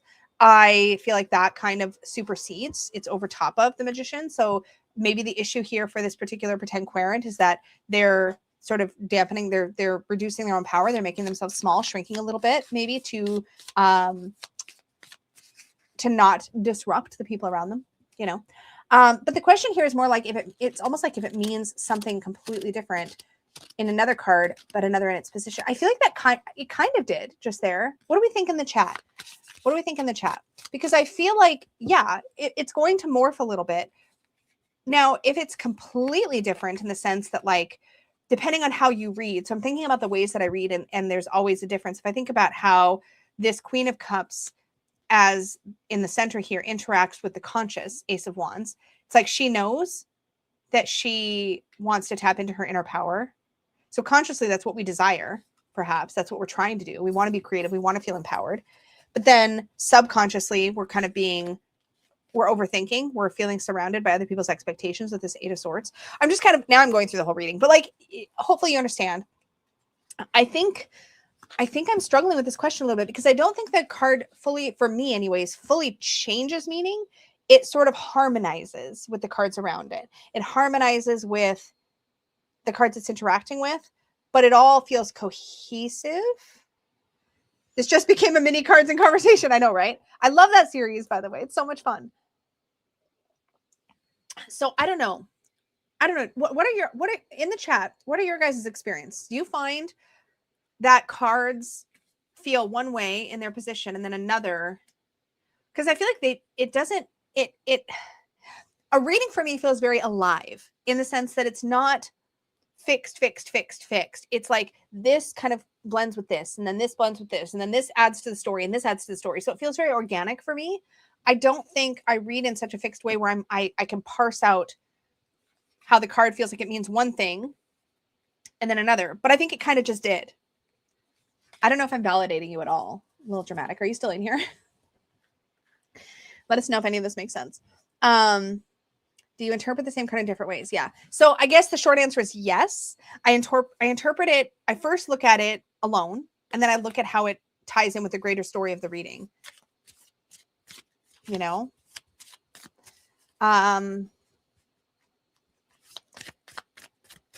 Yes, but no, but yes. Exactly, Jenny. I think that's kind of the answer. This gives you the ick, really? I mean, that's fine. That's valid. Plenty of decks give me the ick that don't give other people the ick. Like I have loved I think it's kind of time with me is possibly over, but I've really loved the Deviant Moon for years and years and years. But I don't like the illustrated Trionfi della Luna. That one creeps me right out. Ask me why. Ask me why. I have no idea. Macajay says, I struggle with whether the position changes anything, except 50% of the time when I can intuitively tell it matters a lot. Yeah. This is why I like reading in two ways. I love reading with fixed positions, and I also love reading organically. And I don't think I can see myself ever giving up one or the other. Like I will never not do spreads with fixed positions, but I also never not do just lay out 6 cards in a grid. And that's how I read. I love both. And they both give me different types of flexibility and different types of layers. I will always and forever love the Celtic Cross, not because it's traditional, but because it's home and it covers so many areas. And I feel like it works in so many scenarios.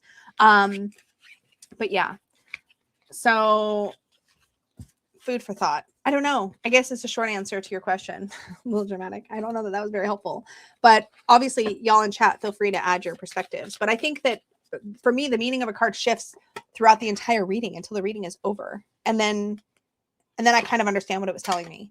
So I don't really pull cards compartmentalized so much as look at them always as a story. So yeah. Marva says, I think it's clearer in Lenormand that a different card can have a starkly different meaning within the same reason, depending on the card combination. Yeah. And I think like, as we see in Cards in Conversation, because that was brought up, the order of a card combo can make a totally big difference, just like in Lenormand. Like if I just pull one card, I've got the High Priestess. Okay, I need to listen to my inner voice. But as soon as I pull another card, that's going to shift, right? I need to listen to my inner voice and be willing to take risks. So I need to be a little bit more non-linear in my thinking. Maybe I need to be a little more expansive and open and a little bit less rigid. So like it suddenly means something different. If I pull the Fool, then this could tell me that I'm actually headed towards some danger. I'm being a little bit too risky. And the High Priest is like, whoa, whoa, whoa, make sure you're checking in with your intuition. Don't miss anything. You know, that's why I love Cards in Conversation, because it shows us how cards behave differently in combination. So that's a thing. Lisa made me love the Celtic Cross before I knew to be afraid of it. I love that so much. Y'all, I have a whole video unpacking the Celtic Cross. I did it in collaboration with Dawn Michelle. So she has one and I have one. But I love that spread so much. Denise, I have your question in my list. Okay. Let's see who's next on my list. I don't know that I was very helpful to Little Dramatic, but I tried. Okay. So whom, money, hey. How does one go? Okay, so Whom Money Hey asks, how does one go about finding or determining themselves in a significator? First of all, you don't have to. I'm going to start everything. That way. You don't have to have a significator. You don't have to have one at all. I discovered my significator. This is going to sound really repetitive, y'all, but here it is. Organically. As I started working with the cards and getting to know the court cards, for example, I was like, oh, wow, that's really me. And I was just like, oh, okay, that's me. But that doesn't always happen. In fact, the court cards are not really built that way. Let me look at a more people-y deck for a second. I guess we'll do, I mean, it's not people-y, but it's monster-y. Does this count? This is handy. So we take a look at court cards. The truth about court cards that I feel like we don't talk about enough is that we all have all of the court cards in us. Okay. There's the king, the queen. Last time I had this out, I was playing Tarot Scoundrel with it. It was fun. Anyway, let's just pull out a few. There's my Page of Cups.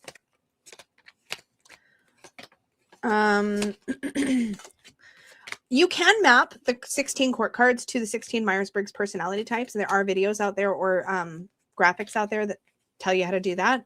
There's all kinds of mapping systems you can use to understand the angle of each court. Now I'm just pulling them all out. Okay, I don't need to pull them all out to make my point. Okay, we can do this less less cards, Lisa. We can relax. Okay. So in theory here, we'll say this. We have a little Knight of Wands in us. We have a little King of Pentacles. We have a little Queen of Swords. We have a little Page of Pentacles, a little Page of Cups, a little Queen of Wands, a little Knight of Cups, a little Queen of Cups. We have them all in there. Some are more active than others. Some are more forefront than others. That's why when these come up, we can relate to every single one of them, right? We can see what either any one of us is kind of pointing out about ourselves, if that's how we want to read with the court cards. For me, what I find is that typically, I'll give you some examples. So for me, I find that my default position is very Page of Cups. I'm very like playful. I'm very like in touch with my inner child. I'm very open-hearted, sometimes to the point of like getting myself hurt a lot. I've done that a lot. And sometimes I can be a little bit like, feel like I'm the like kid in the room, even when I'm with, I'm 48 years old. I sometimes still feel like I'm like the kid, like I'm not as grown up as everybody around me kind of thing. This feels very relatable. When I'm at my best, I feel like I'm the Queen of Cups when she's at her best. So the most positive kind of Queen of Cups is somebody who's empathetic, but also knows herself, is also very strong in her emotions, but also contained when she needs to be. Like she manages emotions well. I feel like this is sort of like a way to identify with myself. I don't really identify with the other court cards as strongly as I do with these two. When I think about Peggy, for example, she hits me like she's got some Knight of Wands energy and some King of Wands energy. And then I think she's also got quite a bit of, I don't have it here, but quite a bit of King of Cups energy. So the Knight of Wands is her when she's being like goofy and messing with me and whatever, messing with people. She loves that. The King of Wands to me, I think she's somebody that has a lot of like, she tends to inspire people, I think, with the way that she expresses herself and the way that she takes on this kind of coachy sort of energy automatically. And then she's got that King of Cups sort of approachability and that balance between intellect and emotion. And so I kind of see her as any one of those cards, depending on the perspective on the day, on like how I'm interacting with her. So like significators are only useful in that they're useful. If they're not useful, then forget them. You know, pick your significator for the day too. Something else. What am I feeling today? Am I really in my Queen of Wands energy today? Then that's your significator for the day. You don't have to always be one thing. Like we're multidimensional beings. We have a variety, a wide expanse of personality. And I'm literally trying to just find ways to put these court cards back so they're not all clumped in case I play Tarot Scoundrel with them again. I know I'm going to shuffle, but like I want a good start. Whatever, we'll just do it like that. So yeah, I hope that was helpful. But yeah, the idea is like, as far as like finding one, again, I will say this a lot. If it doesn't feel natural to you to have a significator, then maybe you don't have a fixed significator. You can pick anything as your significator. Where am I at today? In fact, my favorite way to use significators actually is to pick a card that represents what I'm trying to get information about and just use that as a significator, not to represent me necessarily, but to represent what I'm trying to dig information out about. So like, it's like, I really want to know what's up with, oh, what's a good example? Like how I should interact better with my boss, right? So then I might pick a card. What card feels like him right now? Okay, well, he feels a little like, he feels a little Knight of Swordsy right now. So I want to know how I can best interact with him or whatever right now. And then I'll shuffle my cards thinking, okay, boss is going to be Knight of Swords. And then I'll look for the Knight of Swords. And I'll pull the card to either side of it. Recognizing that the card on the left would have been, because I've got the deck upside down, the card on the left would have been the top card. So does that make sense? You'll see when I lay it out. Wow, I'm not going to find the Knight of Swords now. La, la, la, la, la, la. Okay, there he is. Okay. Oh, how interesting that my Page of Cups is right there. So Page of Cups. This is my boss in the middle. This is me, Page of Cups. So that's really obvious, right? And then we have the Seven of Wands. So that might give me information about like maybe the perspective that he's bringing to the table, bringing a little bit of like trying to just hang on, feeling like there's a lot of onslaught coming at him. And I just need to keep in mind that that's kind of what he's dealing with right now when I'm interacting with him. You know what I mean? That's a fun way to do significators. That wasn't really what you asked though. So, you know, there we have it. My dog is like, what are you doing, Mom? Why aren't you paying attention to me? But yeah, it's a fun way to work with the cards for sure. Da, da, da, da. I'm trying to make sure I haven't missed anything. I don't think so. Does it have to be a court card? No. Mm-mm. No, it doesn't have to be a court card. You can, anything can be a significator. So just like I demonstrated just there, you can do the same thing for yourself. You can be like, I'm feeling like I'm way in my, in high priestess energy right now. And then you can use the high priestess as your significator. Like we know that this essentially a significator is, again, only useful insofar as it is useful. If it is not useful or if you don't get anything out of it, then there's no reason to do it. And the danger of a significator is if you pick one that's fixed. If you pick one that's fixed, like Page of Cups is a very strong association I have. So I do have to very intentionally not assume that every time the Page of Cups shows up, it's me. I have to do that work because I've now built a strong association there. So if I'm reading for myself and I see the Page of Cups, I have to remind myself that it's not always just me.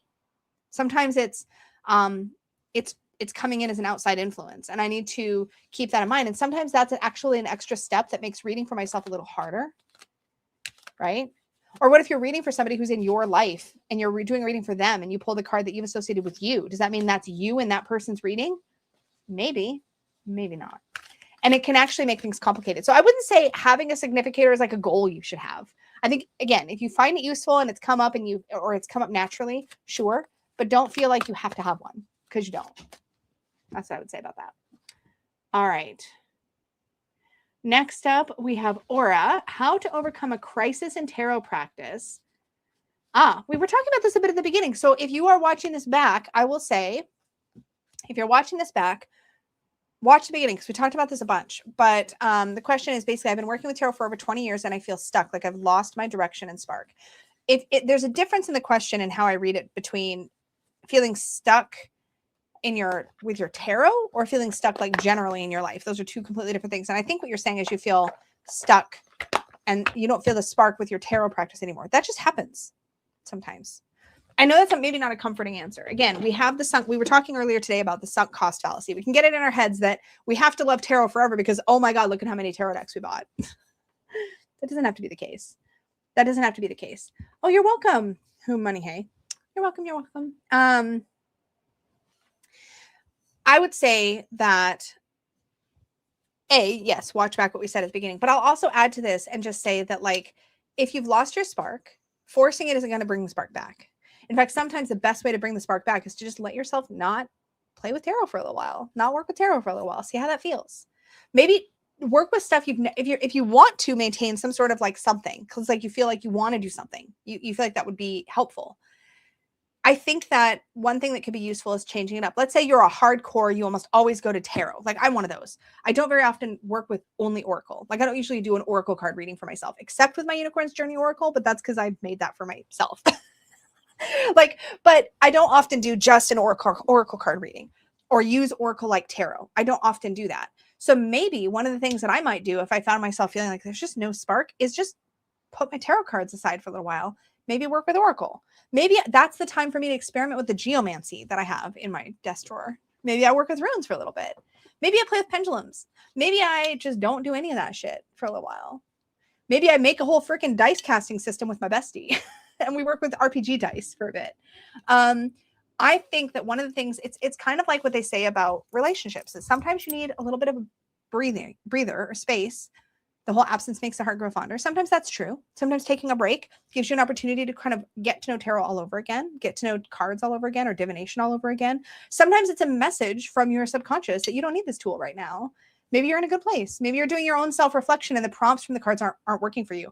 I recently had a bit of an epiphany about where I'm at with shadow work, for example. I've had a big growth spurt recently in ways that are super personally significant for me. And now when I look at my shadow work decks, I'm looking at them and I'm feeling this complete disconnect.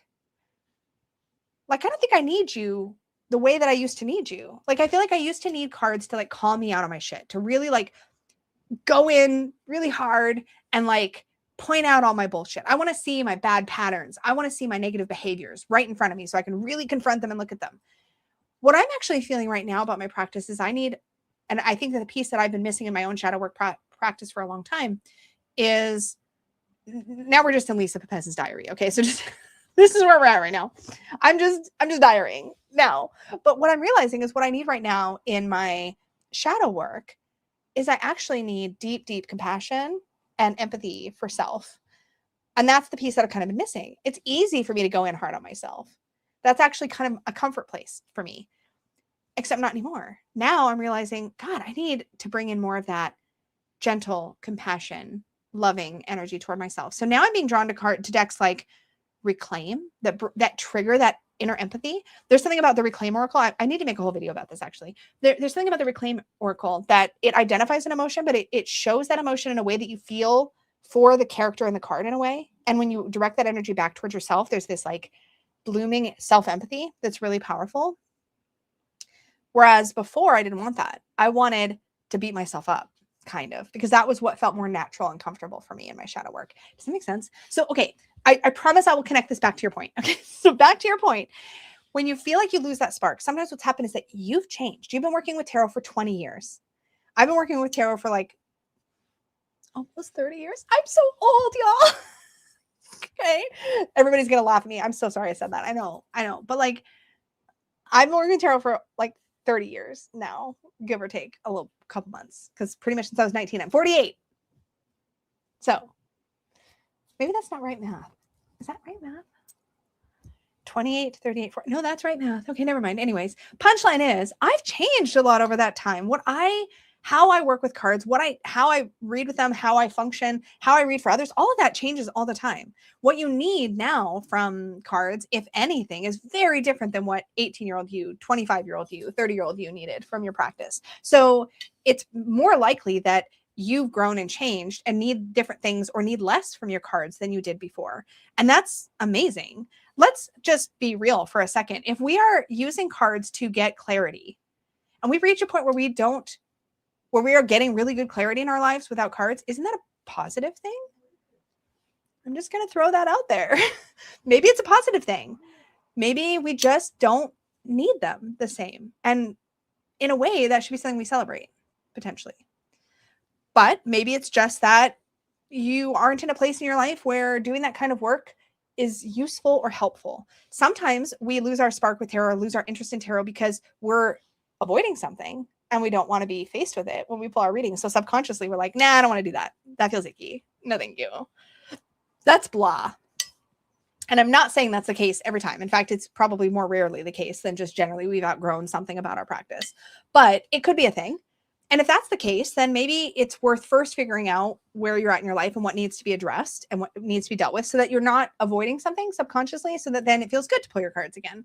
But for a lot of us, we will hit a point where we are like, nah, I'm just not feeling it. That happened with me with my yoga practice. I was heavy in yoga practice. I had a regular practice. I had a daily practice. I did yoga all the time. At one point, I was teaching like 4 or 5 classes a day in my yoga studio. Like I trained other teachers. I got way down the rabbit hole. And eventually I was like, this is not part of my practice anymore. It just shifted. And I kept telling myself, well, I'll go back to it eventually. And maybe I will still someday. I keep a few things. I keep some of my favorite yoga stuff. And every once in a while I might roll out my mat and do some stuff, but very rarely. It's like, it's just not where I'm at in my life right now.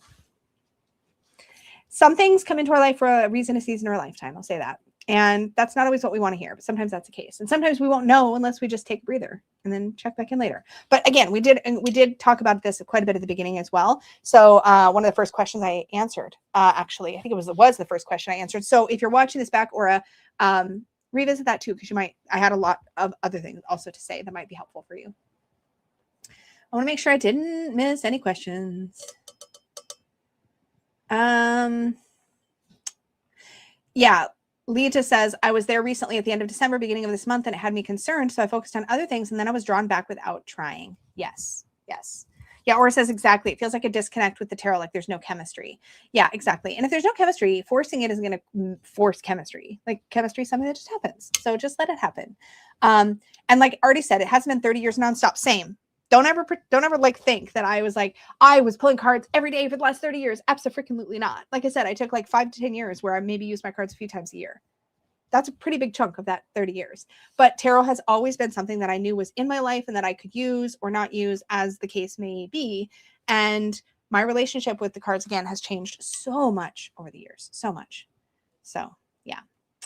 Fina Ray says, I just wondered if swords are facing outward, is that where your thoughts are going? And the swords are facing inward or towards you are thoughts that are affecting yourself. Let's take a look at some swords cards. Let's see, because I haven't really thought about that, but let's take a look. It could be a cool way to look at it. Let's see.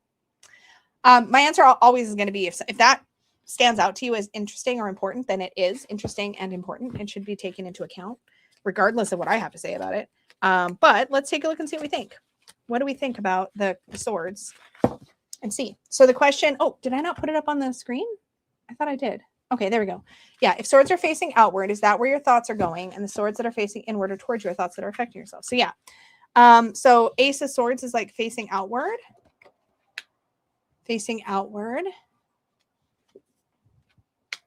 These ones, if the swords are facing inward or towards you, so this would be affecting you, but this wouldn't.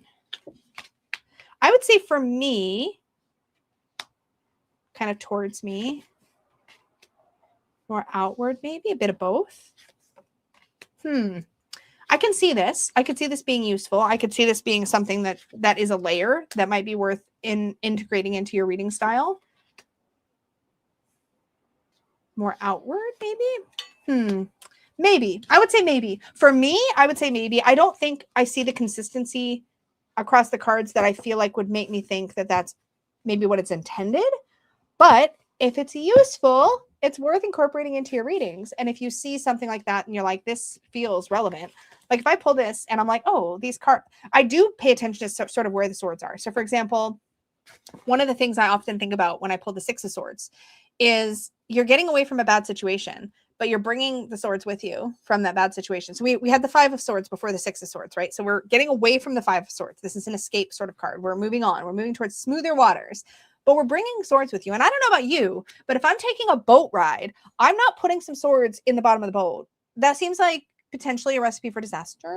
That seems like maybe we might spring some leaks. So maybe we don't, maybe we want to leave the swords on the shore, leave it behind, and then take our boat across the water. Or maybe just throwing this out here, maybe we want to like lay the swords sideways in the boat. Maybe we want to be less fixed on them. Because if you think about it here, this couple, this like adult and child, they're kind of head bowed. They're looking and the swords are in front of them. They're not back here. They're in front of them.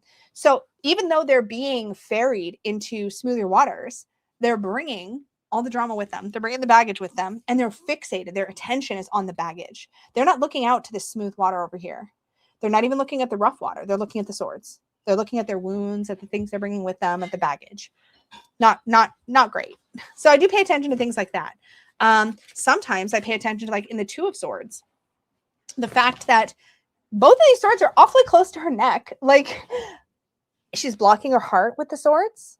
She's got the swords kind of close to her neck. If she pulls this one out too fast, she's going to cut her neck on that side. If she pulls this one out too fast, she's going to cut her neck on the other side. Like maybe we just put the swords down and maybe we just don't use either of those and we just go forward. Like, so there's layers that you can look at as far as like where things are pointed and how they're held for sure. But it's not something that has to be the case. I don't know if that's helpful or not. Hopefully it is. I hope it helps. Hopefully it helps. Just check in to make sure I don't miss any questions. I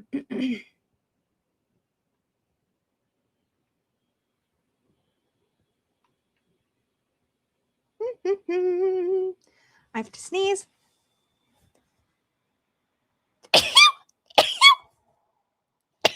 Excuse me. I know. I have a stupid sneeze. I get it. I know. I'm waiting for it. Okay. I know. Everybody says it's cute. Cute sneeze. We answered the deity work question. Okay. So Jen's Artlandia 78966 asks, what would be your best advice for beginners who are neurodivergent?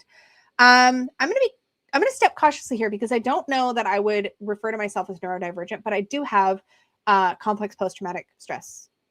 See, I deal with complex trauma, the results of complex trauma, which means that sometimes I can come off or behave in ways that are a little bit OCD or a little bit ADHD or a little bit whatever, but I don't have any of those things. I just have trauma responses that can look a little bit like that. And Lee sings cutest sneeze. Oh my God. Yeah. And I usually sneeze in 2s and 3s. Have a great weekend, Michelle.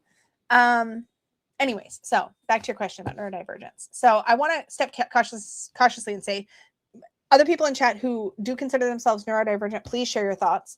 I would also direct you to Krista Chronicles, who literally talks about neurodivergence and tarot, and it's amazing. So make sure you are subscribed to Miss Krista Chronicles, whose energy is absolutely lovely in every possible way, and hang out with her. I watch all of her videos. Krista, if you watch this, I'm sorry, I don't comment on all of your videos, but I watch every single one. And they're so comforting to me. She's like one of the people who as soon as I see a new video from her, it's immediately on my watch list.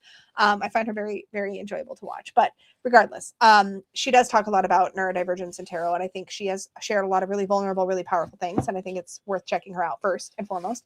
And there's other creators who have also shared about neurodivergence. I think if you actually Google, or not Google, but put in the YouTube search bar, like neurodivergence tarot, like space tarot or tarot space neurodivergence, you might find some really interesting content. That's really great. What I will say is this. For me, the things I have to be aware of is sometimes I don't have the best memory. So I work that into how I chronicle my readings. I take a picture, I type notes, or I write notes about my spreads when I do them. I try not to hold on to things too long. I also don't pull myself like predictive month ahead type readings. I do my envelopes, which I really enjoy. But I pull them in the moment, I read them in the moment, and then I put them away. I find that for me, I can tend to get a little fixated or catastrophize-y if I like know a tower month is coming up or something. I'll get in my head about it, and that's not useful or healthy for me, so I don't do that. I also am aware that I can have a shorter attention span, so I change my practice regularly. I like order and routine, but I don't like too much order and routine. So I like having the idea that I can pull cards every day and I have a practice I can go to, my energy obstacle advice reading, but I don't marry myself to that. I try to keep it loose. But yeah, those are a few things that kind of help me. Yeah, Macajay says neurodivergent here, and the answer is the slightly unhelpful. Try a lot of things and keep what works for you. Exactly. Neurodivergence is different for everybody. So yeah, the things that I would think of as far as my own things that I deal with, I'm aware. I don't pull cards when I'm really anxious because I don't find that comforting. If I'm going to pull cards when I'm anxious, I'm going to reach for a deck that's an affirmation deck, like something that's going to give me a positive reading, a positive or empowering message, or some kind advice or some loving support. I'm not going to reach for something that's going to poke at me or maybe make my feelings of anxiousness or anxiety worse. There was a recommendation in chat for Tarot Saplings, The Cards Were Dealt, which interviews different neurodivergent tarot readings. Oh, no, I'm sorry. That's in a book. Tarot Sapling has a series of The Cards We Dealt, interviewing different neurodivergent tarot readers. I love that. I think that's amazing. So yeah, Fina Ray says neurodivergent here. Yes to all Lisa says, and be easy with yourself and do what brings you joy. Yeah. So that's what I would say for what that's worth. But yeah, definitely consume some content from people who are in that place. I think you'll find that very, very validating. I find it validating just in the pieces that I can relate to. And I tend to, when I remember to comment on Krista's channel, it's usually on one of her tarot neurodivergence videos. So I'm like, oh my God, thank you so much for saying this, because I deal with XYZ that's similar. And I always appreciate that a lot. Crows and Cauldron says, Lisa, do you have any advice on how to phrase clarification questions to the judgment card? This is very specific and I'm here for it.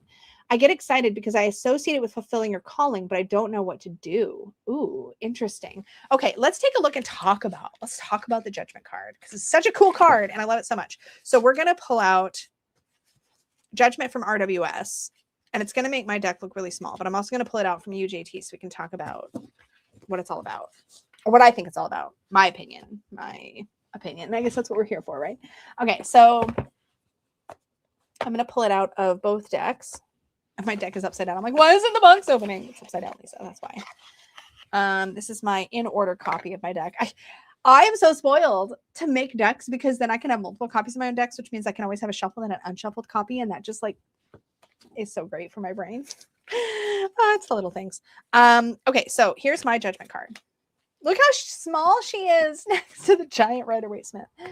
I'm actually even going to read you my guidebook entry from Judgment. Let's just talk about it. I might even read the entry from my book. Let's just see, because I have all the feels about this card. So in UJT guidebook, let's see what's happening in Mystic's story. So Mystic walked toward a faint glow in the distance, and as they got closer, saw that it was a portal. The forest was cloaked in the dim light of dark. Oh my gosh, my eyes are like doing funky things. In the dim light of dark, but on the other side of the portal, the sun lit the land. Mystic's eyes were locked on the glowing white unicorn standing in the sunlit field. Mystic felt a strong pull to get closer to him and so stepped through the portal after only a moment's hesitation. As Mystic stepped into the sun, a new weight settled at the center of their forehead. This is actually in the story of Unicorn's Journey Tarot. This is literally the moment when Mystic realizes and can finally see their own horn. They recognize they have a horn. Enjoy your lurker mode. This is like a transitionary moment, a moment we can't go back from. So when we step through the portal of judgment, I've always seen the judgment is a gateway, a portal, a step. It's something where it's a resurrection. It is a place we're going that we don't go, it's a forward only. We're going through a one-way door. Okay. We're not going to go backward, if only because we can never be the same as we were on the previous side of that portal or that door or that calling.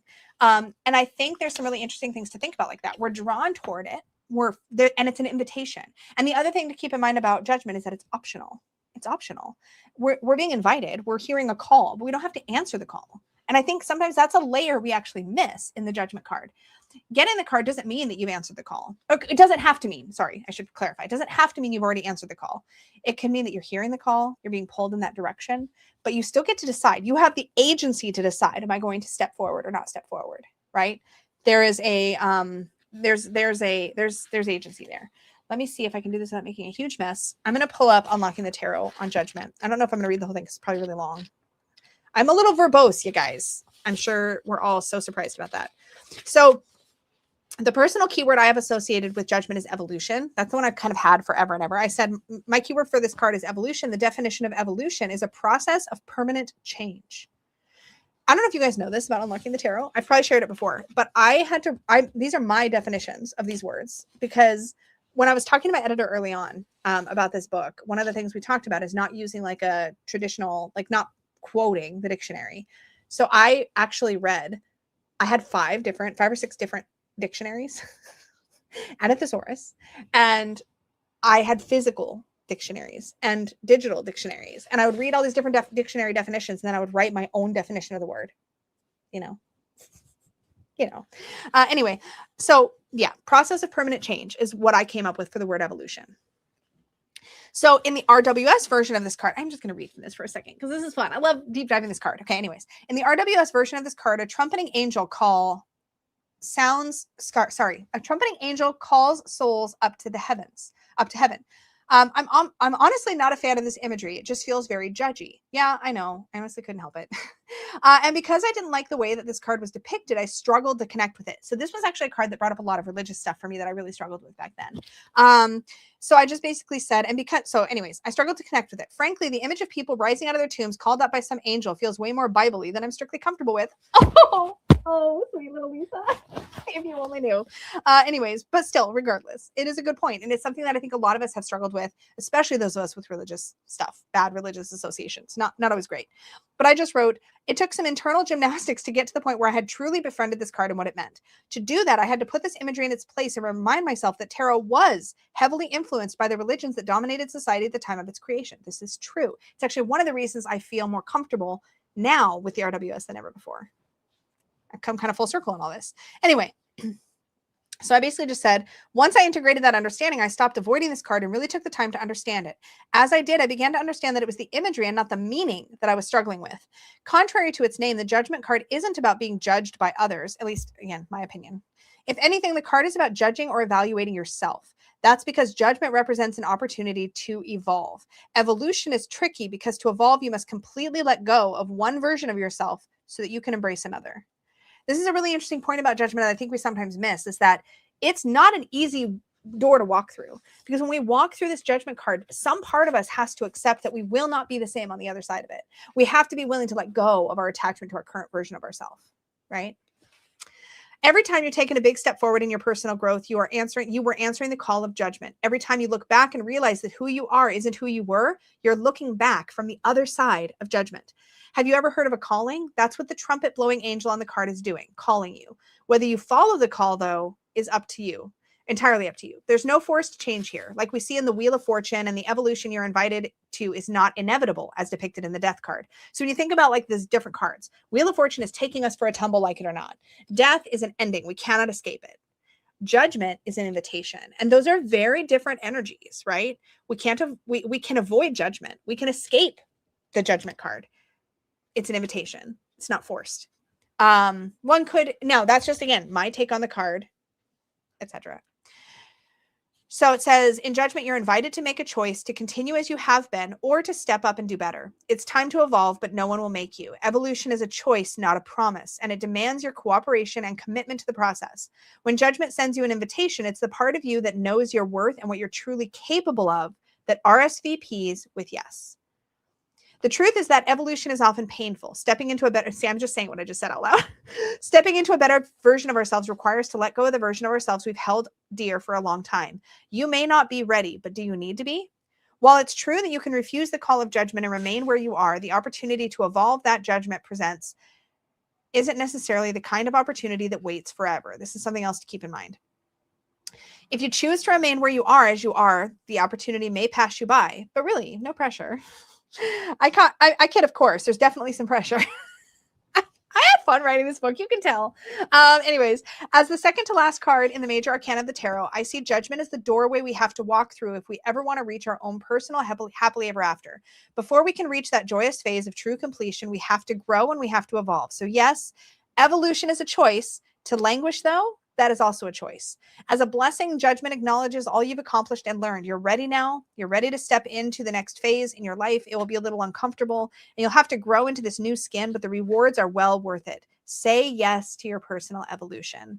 As an obstacle, judgment points out your resistance to growth. You're clinging too hard to the way things always have been, even though you know better. There are signs everywhere that it's time to change. Are you going to keep your head in the sand? Are you going to refuse to grow forever? If you don't make a change now, when? Maybe you don't feel ready. Maybe you never will. You can still say yes.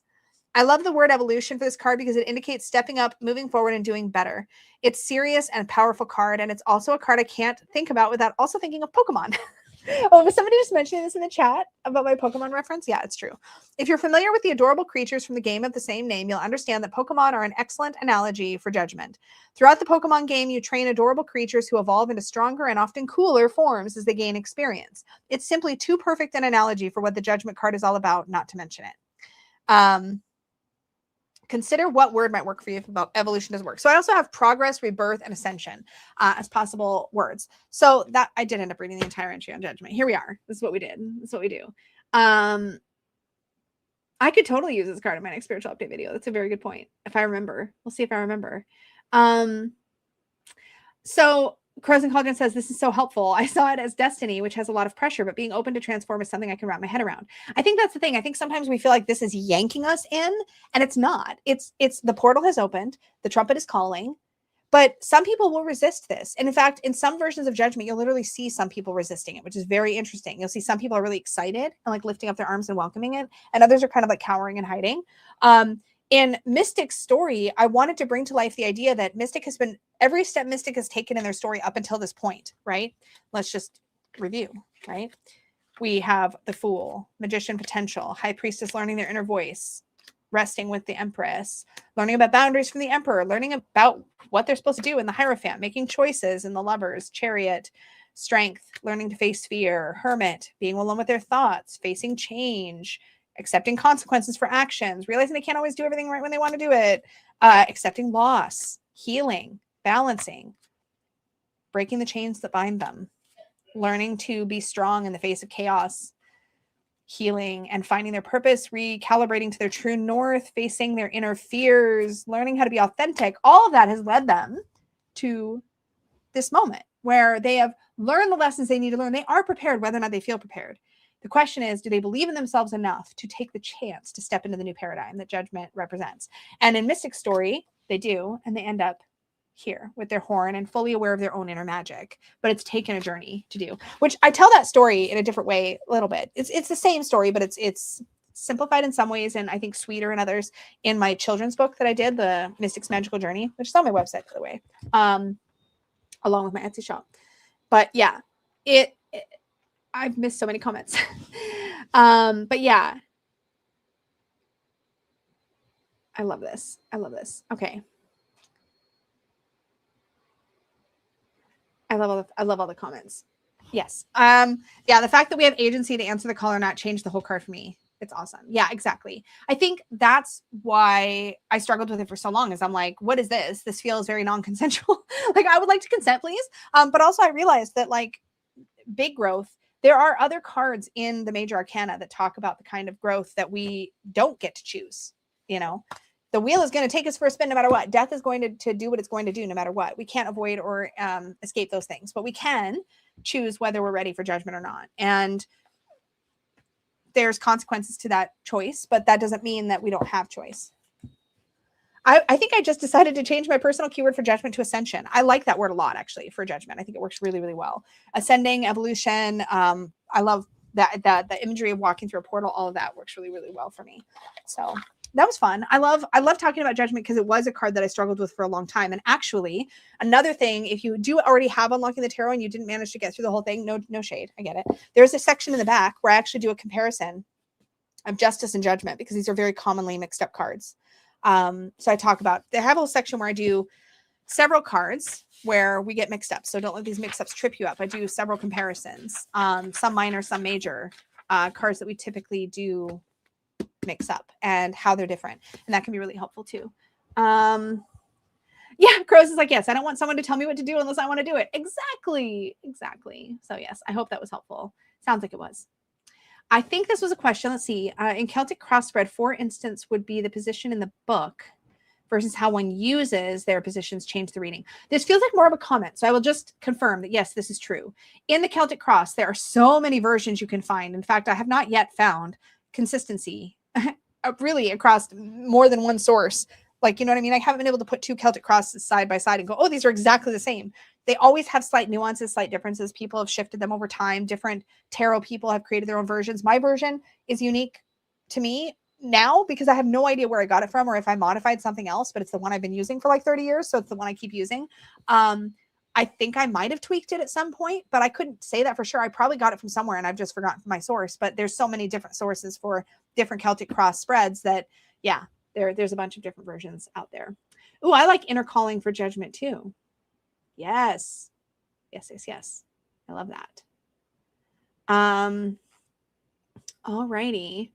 And okay, the last question in my queue, unless I've missed somebody, is Moira's. Can you pick a significator from a different deck to avoid taking that card out of play? Sure. Yeah, of course you can. Your tarot, your rules, man. Do it your way. Yeah, I've done that before. There's no reason not to. You can absolutely pick, like, what if you have like an extra copy of like a Rider-Waite-Smith or something and you just keep your significator out and you use it that way? You could totally do that. I've never felt the need to do that, I guess, because I've never gotten a lot of benefit personally out of the way I think a lot of us think about significators. Let me see if I can explain this properly. So like the way I feel like a lot of us think about significators, let me pull out my Midnight Magic. Let's just say it's the Knight of Pentacles. It's like we put it on the table and then we do our reading. And I don't get that. I don't get any benefit out of that. I'm like, is there still coffee in here? It's ice cold, but sure. Yep. There's still coffee in there. I just saw it in the camera and I was like, wait, I want to drink that if I've still got coffee. Anyways, I need my screen to brighten up a little. I don't know why my lighting is being weird. It's like my white balance is bad. But anyway, putting that out there and then just doing a reading just doesn't do anything for me. I don't know. But like seeing it come up naturally or organically in a reading sometimes does something for me. So yeah, if it does something for you, if you find it useful to pull one out of a different deck and then pull your cards so that you don't get a double up, I think that's a great idea. I don't know that I would find a need to do it is all. Okay, let's see. Hide this. Jen says, hi again. I asked about tarot and neurodivergence. I have CPTSD, a traumatic brain. Yep, me too. Depression and anxiety and panic disorder. I will rewind and rewatch. My dishwasher just broke on me. I'm so sorry. I actually spoke about the fact that I don't consider myself neurodivergent because I deal with CPTSD, which can look like neurodivergence, but I just assumed they were different things. Maybe technically I am neurodivergent. I don't know. I don't know. I have never claimed the title for myself, but there was some really good things that came up when you asked that. So definitely go back and look for when your comment appears on screen, and we were talking about it then. You're welcome, Jens, and hopefully your dishwasher gets sorted out soon. Oh, thank you, Lita. That's very nice. have we come to the end of our questions? Is that it? Are we good? Let me know. Let me know. I'm happy to answer one or two more, or we can call it. Either way is fine. But yeah, lots of fun. I love these. I love these. They're a lot of fun, and I love like teaching. There's an itch that scratches in my brain. I've done it since I was like in college when I taught dog obedience classes. You wouldn't know that by how my dogs behave, but you know what they say about the carpenter's house, right? But I did that. That's how I put myself through college. And then I taught yoga. And Fina Ray, oh, did you just ask one that I missed? Let's see. I don't see it. Oh, here it is. How many times did you go back and actually change your keyword on a card you thought you already knew what it was going to be? Oh, so many times. I will say I had kind of one set of you can actually see it in action, actually. If you watch my Tarot with Training Wheels, which is where I go through all my keywords, my favorite ones at that time, and then you compare that to the keywords that I ended up using in Unlocking the Tarot, you'll see where some of those have changed. I talk about how some have changed in here. Look how fluffy my book has gotten just for me like referencing it so much. So yeah, all the time. It changes all the time. What happens for me is I use the best word I have at that time for what I feel like that card means to me. And then sometimes I stumble on a better one. In fact, and I actually comment on it in my acknowledgments, but Benny of The Fool's Apprentice did a bit of a review. What would I call it? He did a video series of doing Tarot with Training Wheels, which was my free YouTube course that is still up, still available. But Benny, did a series of videos talking about his experience going through Tarot with Training Wheels. And in that, I had such fun watching those videos back because it was interesting to see what I'd taught from a different perspective, like from the student's perspective. And watching his feedback, there was a couple times where he stumbled over a word here or there. And I was like, yeah, actually that word doesn't feel quite right. And then I would update it. I found his series incredibly helpful because when I was writing Unlocking the Tarot, I was writing it kind of based loosely on Tarot with Training Wheels. There's also a bit of my Tarot Bootcamp kind of material kind of in here. It's different, but it's, you know, the approach that I take to teaching people tarot is in here. So it shows up in my various courses, of course. But what I found was sometimes I just found a better word, or because I wanted to make sure that for every card, I had my favorite word and then I had alternates. Sometimes I would juggle between which one's going to be the one I'm going to really highlight in this book and which one's going to remain as an alternate. And sometimes I really struggled with those choices. So for my own personal practice, you can see the same kind of evolution. In fact, little known fact, y'all, if you have the first printing, I probably shouldn't point this out on the internet. If you have the first printing, I forget which card it was. I think, was it the Nine of Wands? Nope. One of the cards in here, you can see where I struggled with it because I ended up with the same word twice. I forget which one. So the more recent printing of the book, there's actually a different alternate for that card. I think it was a Wands card. I just can't remember which one. Now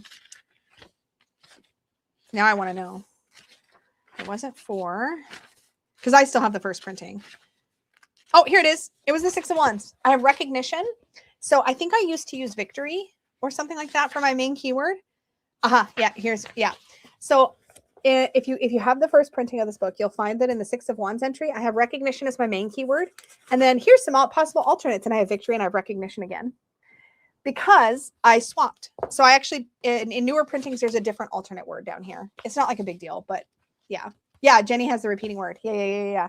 So play with both. And by the way, who says you can't have more than one keyword per card? If you do my tarot bootcamp, you'll end up with like a bunch of different keywords per card.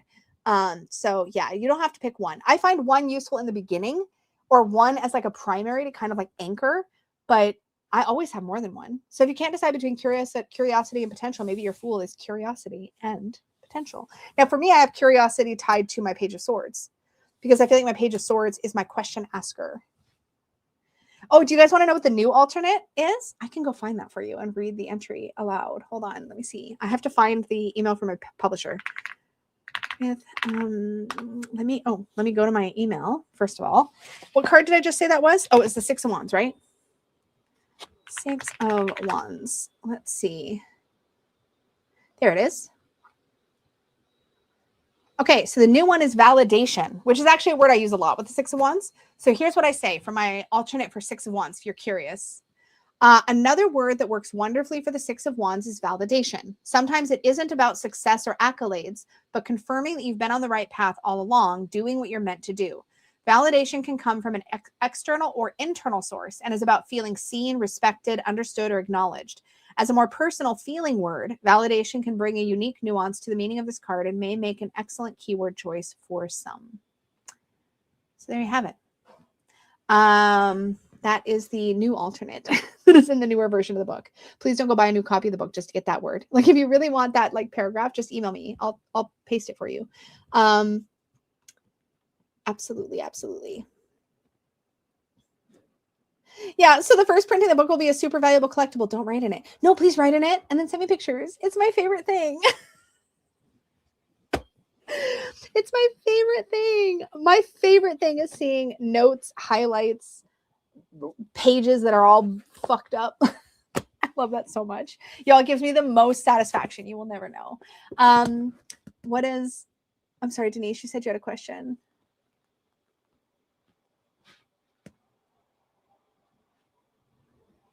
Oh my God. Barb just said, Denise, after all this time, I just realized what your name actually says. Denise, not the nephew. I just got it. I just got it because Barb said it. Denise is the niece, not the nephew. The niece, not the nephew. I get it now. I did not understand it before either. Okay, anyways, Denise's question, your thoughts on tools in practice of doing readings for others and not bringing in your own energy to it? Yes. So, I've got Luke's question too. I missed it before. And I've got another question here I missed. Wow, there's a whole section of questions that I missed. Fina Ray, did I get tears? Oh, yeah, I did. Changing your keyword. Yeah. We talked about that. Okay, cool. I just want to make sure I didn't miss. If I missed anybody else, let me know because my list was literally empty. So it's a good thing Denise said something because I caught two. Okay, so anyways, my thoughts on doing readings for others and not bringing in your own energy into it. Yeah, so we've talked about this a little bit before, so you might find some more in-depth answers on previous troubleshootings. I think I even did a clip video or two about this subject. So take a look at those. But what I will say is this. When you're reading for others, there's nothing, you're going to have your energy in it because it's you doing the reading. So there's going to be a bit of that. So don't worry if some of you gets in the reading or if you can relate even to some of the things that are on the table for the person you're reading for. Just don't hijack the reading. Don't make the reading about yourself. It's okay. And I think it's sometimes useful. And this depends on the querent. Some querents won't like this, but I've had pretty good success with just owning my shit, basically. And if I see something that's relatable, I might share a relatable anecdote. Like I had a similar experience here, but I'll keep that short and I won't make that the focus of the reading. I always relate it back to my querent. So it's like, oh, I've experienced something like this, and this is kind of what I mean when I'm telling you blah, blah, blah, blah, blah, that the card is saying. I redirect it back to them. I make sure it's focused on them and what they need. But yeah, you're going to see you in the reading. That's natural. So the question is, make sure that you just keep your focus on serving the person across the table from you and making sure that what you're saying to them, what you're sharing with them as you read their cards is what they need. And you can unpack. There's nothing wrong with making a mental note of that, whatever card jumped out at you as maybe feeling like it had something to say to you. There's nothing wrong with parking that in your brain a little bit and then later coming back in on your own time and going, yeah, that Five of Swords really stood out to me. What was it trying to tell me? And doing your own reading about the reading. There's nothing wrong with that. But while you're in that space with your querent, just try to stay focused on them and make sure that as you interpret the cards, you are focused on their situation, their question. And sometimes it's helpful to even like repeat their question internally to yourself as you're reading. Like they wanted to know about the relationship. Like, so you might say, okay, like, how is this, like internally, you might say to yourself, how is this answering their question about their partner or like their situation? And just kind of try to redirect your attention back to them and back to their question. That can really, really help. And then otherwise, you're going to have an intermingling of energies. You're going to have an intermingling. That's normal. So I would say, embrace it rather than fight it. And then just make sure you stay focused on your querent. Yeah. Check it out a bit behind on some content. Yeah. Check out some of the other videos where we talked about this. Because I think I shared some other ideas as well, but like essentially the main thing is make sure that your attention, your energy is focused on how you can serve the person across the table from you. That will really, really, really, really help. And yeah, there you go. Welcome to the fam, Terry. I feel like you've been a member before. Maybe I'm making that up. But either way, welcome, welcome, welcome. Your UJT has been written on and locked. I do have a mint copy too. I love that. I love that you guys are sharing. You wrote in UJT. That makes me so happy. Okay, so I've got Moira's question. Totally new, says Terry. Welcome. We're gonna have a great time. Okay. Luke asks, what if you want to use your cards but you don't have a practice? I have so many ideas. You could play some solitaire. You could play some Tarot Scoundrel. I just did a how to play and a playthrough of that on my channel. You can check that out. If you want to play with your cards, you just want to use them and you don't have any reason to use them. You just want to like enjoy the art, engage. There's so many ways you can do that. There's so many ways. There's so many fun things. You can do guided practices. You can do tarot challenges.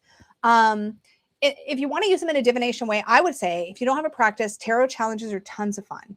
You'll find, I always recommend Mr. Lionhearts or Lionhearts on Instagram, because he does great guided month-long challenges where it'll be thematic. There'll be like a prompt for every day. And what I used to do is I would wait until I had like 2 or 3, and then I do them as like a 2 or 3 card spread instead of doing them every single day, like individually.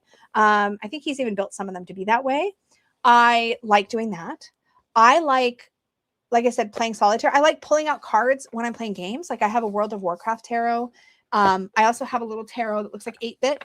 Sometimes I'll pull out cards I'll pull out my Disney Villains tarot when I'm playing Disney Dreamlight Valley, and I'll be like, what baddie should I go talk to? And I'll pull that and I'll go talk to that character or whatever. There's all kinds of fun little things you can do. There's another game called Tarot Scoundrel I just made a video of. Years ago, I made a video about a solitaire game you can also play with tarot called Queens of Fate.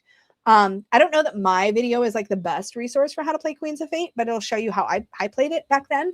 I haven't played that a long time because I just haven't. I've really been enjoying Tarot Scoundrel though. That's really fun. You can use tarot cards instead of as like divination. You can use them as journal prompts. Decks that do this naturally can be really helpful. I'm going to use my own because it's the one that's handy, but there are other decks that do this too, where when you get into the guidebook, there's journal prompts like the, Moonchild does this, for example. I know there's tons of decks that do it. I'm just trying to think of which ones jump to mind. Phases and Forests Oracle does this. Unicorn's Journey Oracle does this. So in Unicorn's Journey Oracle, when you pull a card, is this my in order copy that I just like messed up? Yes, it is. This is my in order copy, Lisa. I think. Wait a minute. It's definitely in order. I feel like my first card is not Disconnection. Ah, there we go. Awakening. Okay. Here, I'll show you. So with this one, mine is in order, but let's say you shuffled and drew a card. So let's just pick one at random. So we have Pretense. So let's say you pull Pretense. If you go to the guidebook, under Pretense, it's a fire card. So it's in the red. I have 3 possible journal prompts. So for Pretense, the keywords are deceit, concealment, and duplicity. And I've got, where in my life am I altering the truth to fit in or gain approval? That's one possible journal prompt. What have I learned from believing in something or someone that wasn't genuine? Another journal prompt. How can I recognize when I'm being misled by myself or others? So I've got 3 possible journal prompts. I can just pick one and journal on it. So just feel free to do that. That's a fun thing you can do. So you're doing self-reflective work, but it's not necessarily like tarot readings. It's like you pull a card and then you journal on a journal prompt that comes with that card in the guidebook. And like I said, there's lots of decks that do that. Unicorn's Journey Oracle has 3 journal prompts for every single card in the deck. And like I said, I think there's other decks that do it as well. Moonchild and Faces and Forests are the first one that come to mind, but I've got so many because it's a feature I really like, which is why I included it in my deck. It really makes the deck more versatile. There's books out there. Oh my gosh, there's books out there that are really fun. There's the Tarot Activity book. I forget who that's by. That gives you a bunch of things you can do with your cards. There's Journaling the Tarot by, I forget her name now. I know her old name. Let me just look it up. Journaling the Tarot. I'm going to find, no. I have it on my Kindle. I have a very old copy, and I'm hoping it's under a new name now. It should be. Journaling the Tarot book. I think it still shows the old name. Why? I want to say the last name is Bloom now. Oh my gosh, y'all. I'm on the struggle bus. Somebody help me. Deja? Drea Bloom. Thank you so much. Drea Bloom. You can find a lot of the books also under the old name, Andy Matzner, but Drea Bloom is her name. Thank you guys so much for having my back. Yes, there's the Tarot Playbook. There's Journaling the Tarot, which I love. That has tons of journal prompts, like a huge list for every single card, which I love. Oh, someone said Mindscape Tarot has tarot prompts. So yeah, that can be a fun way to just like experiment and play. I love playing games. I love solitaire. You can convert convert any solitaire game into using tarot by taking out the pages and the majors, because you have Knight, Queen, King, Jack, Knight, Queen, Jack, Knight. Jack, Queen, King is the same as Knight, Queen, King. You're all yelling at me. I know. I should have stayed on the screen. So yeah, there's a lot of different ways you can use your cards if you're not feeling inspired by a practice. You can also just use them when you feel like it. Pull cards when you feel like it. That's one thing. You can study. She just did a whole book about the Pentacles. Oh, that's awesome. I love that. I have not been in touch. I haven't followed her work lately, but it's everything I've ever had from her has been really, really, really good. So highly recommend. Highly recommend. Hi, Benny. How's it going? Okay, so then I have a question from Moonstar Mystical Treasures. I know Dawn uses symbols for goddesses and gods in her readings. Do you? I'm not sure what you mean. If you're still here, can you clarify your question, like what you're asking? Because I'm not sure I follow. You just sent me something on Instagram, Arnie? Let me go look. Let me go look while I wait and get clarity on Moonstar Mystical Treasures question. Let me see what Sean sent me. Why don't I have a message from Sean? I don't know. Oh, I just found out about this. I totally just found out about this. A friend of mine. I gotta put you. I don't know. Is this your first time DMing me on Instagram? Must be. Okay, so there is going to be a Fourth Wing tarot. So I just read Fourth Wing. I'm absolutely obsessed. I love it. Fourth Wing Tarot. Let me get you guys a link here real quick. It's coming out in September by Rebecca Yarros is the author. Wait, so isn't Rebecca Yarros the author of the freaking book? Wait a minute. Hold on. Is the author of the book the author of the tarot guidebook? I don't think I realized that. So my friend said this to me. And she was like, oh my God, check it out. Like, this is not a drill. I was like, oh shit, this is amazing. Let me share this. Yeah, so hold on. Let me share my screen without giving away my private information. Hold on. This will be the Canada version, but let me just share screen. I'll be back. I promise. I'll get back on topic here eventually. I promise. Sort of, maybe. Hello, add to stage. Okay. We don't really need the other camera. Is there a better way for me to do this? Let's do it this way. Okay. Well, then you just get my arm. Let's just make a full screen. You guys can hear me, right? Can you still hear me? How do I do this? Okay, there we go. You should still be able to hear me now. Anyway, so it says it's coming out, and it says the author of it is Rebecca Yarros. If she did the associations, y'all, if she did it, if she was behind it, does Rebecca Yarros know tarot? I have so many questions. Illustrated by Carrie Rudiger.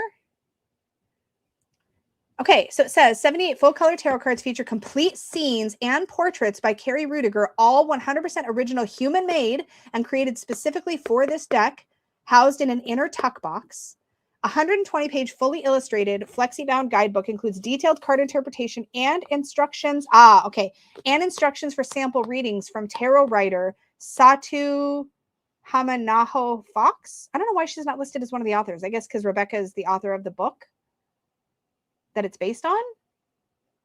That's a little confusing. So I feel like there's another author in here, obviously, who is bringing in the tarot stuff. Deluxe set includes 78 full-color illustrated cards, 3 by 5 inches. So these are going to be Oracle-size cards, sealed in an interior travel case, a 120-page guidebook, and a keepsake metallic papered box with foil accents. Excuse me? Excuse me. I need this. Yeah.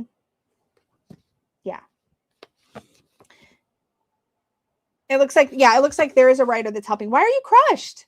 What are you crushed about? I think as long as this is by the same publisher who published the book. So Rebecca Yarros is absolutely involved in this. How involved? Let's see. Rebecca Yarros is the author of the Empyrean series. Satu is the author of the Eros Tarot and Guidebook. And Tribute to the Magic of Taylor Swift. Oh, Eras. Oh, she's the author of the Taylor Swift Tarot. And then Carrie is a freelance illustrator with over 18 years of experience working in tabletop games, books, and mobile games. Lives in Dallas. Because this is coming out by RP Studio, which is probably an imprint of the same publisher that had the book, I'm guessing, because they would have the licensing, right? All I'm saying is, yeah, but it says, it very much implies, Benny, that it's not a pip deck, because it says the 78 color tarot cards feature complete scenes and portraits. So I would assume we're going to see complete scenes from the book, and we're going to see character portraits as, like, I'm guessing court cards, some majors, etc. This is very exciting, you all, if you are us who read the book. Anyways, okay, now I got to scroll up and see if we got any clarification from Moonstar. Okay, oh, she has figurines and shapes of goddesses for, like, Morgan and Lilith. I see what you mean now. I get you. So you want to know if I do that? No. No. I think I have at times, kind of, but not really in my readings. No. I have, like, statues and stuff of deity stuff that I've worked with. I have symbols that I work with, but I don't typically, like, need them on the table to do a reading or want them on a table. I shouldn't say need. I don't think she does it because she needs to. I think she does it because she wants to. But no, I would say short answer to that question is no, I don't do that. But I think if it's valuable or if it holds extra meaning or it helps you focus on what you're doing the reading for or why you're doing it, then absolutely do it. Wait, why is Stardust? Oh, I wanted her to be tarot so we could invite her to come play. Oh, I get it. She might be. Obviously, I'm assuming she would have greenlit the project. She would have had to. So she's obviously open to tarot at minimum. And I'm assuming, oh wait, since she didn't care about not knowing the culture she based in her books, I doubt it. Oh, really? Oh. I still like the books, y'all. I still like the books. I like them a lot. Okay. Next question. How do you transition from reading for yourself to reading for others? Now, this to me sounds like a question about specifically making the leap. Oh no, I lost the question. Now I need to find it again because I took it off the star. Oh no. Will StreamYard let me go back that far?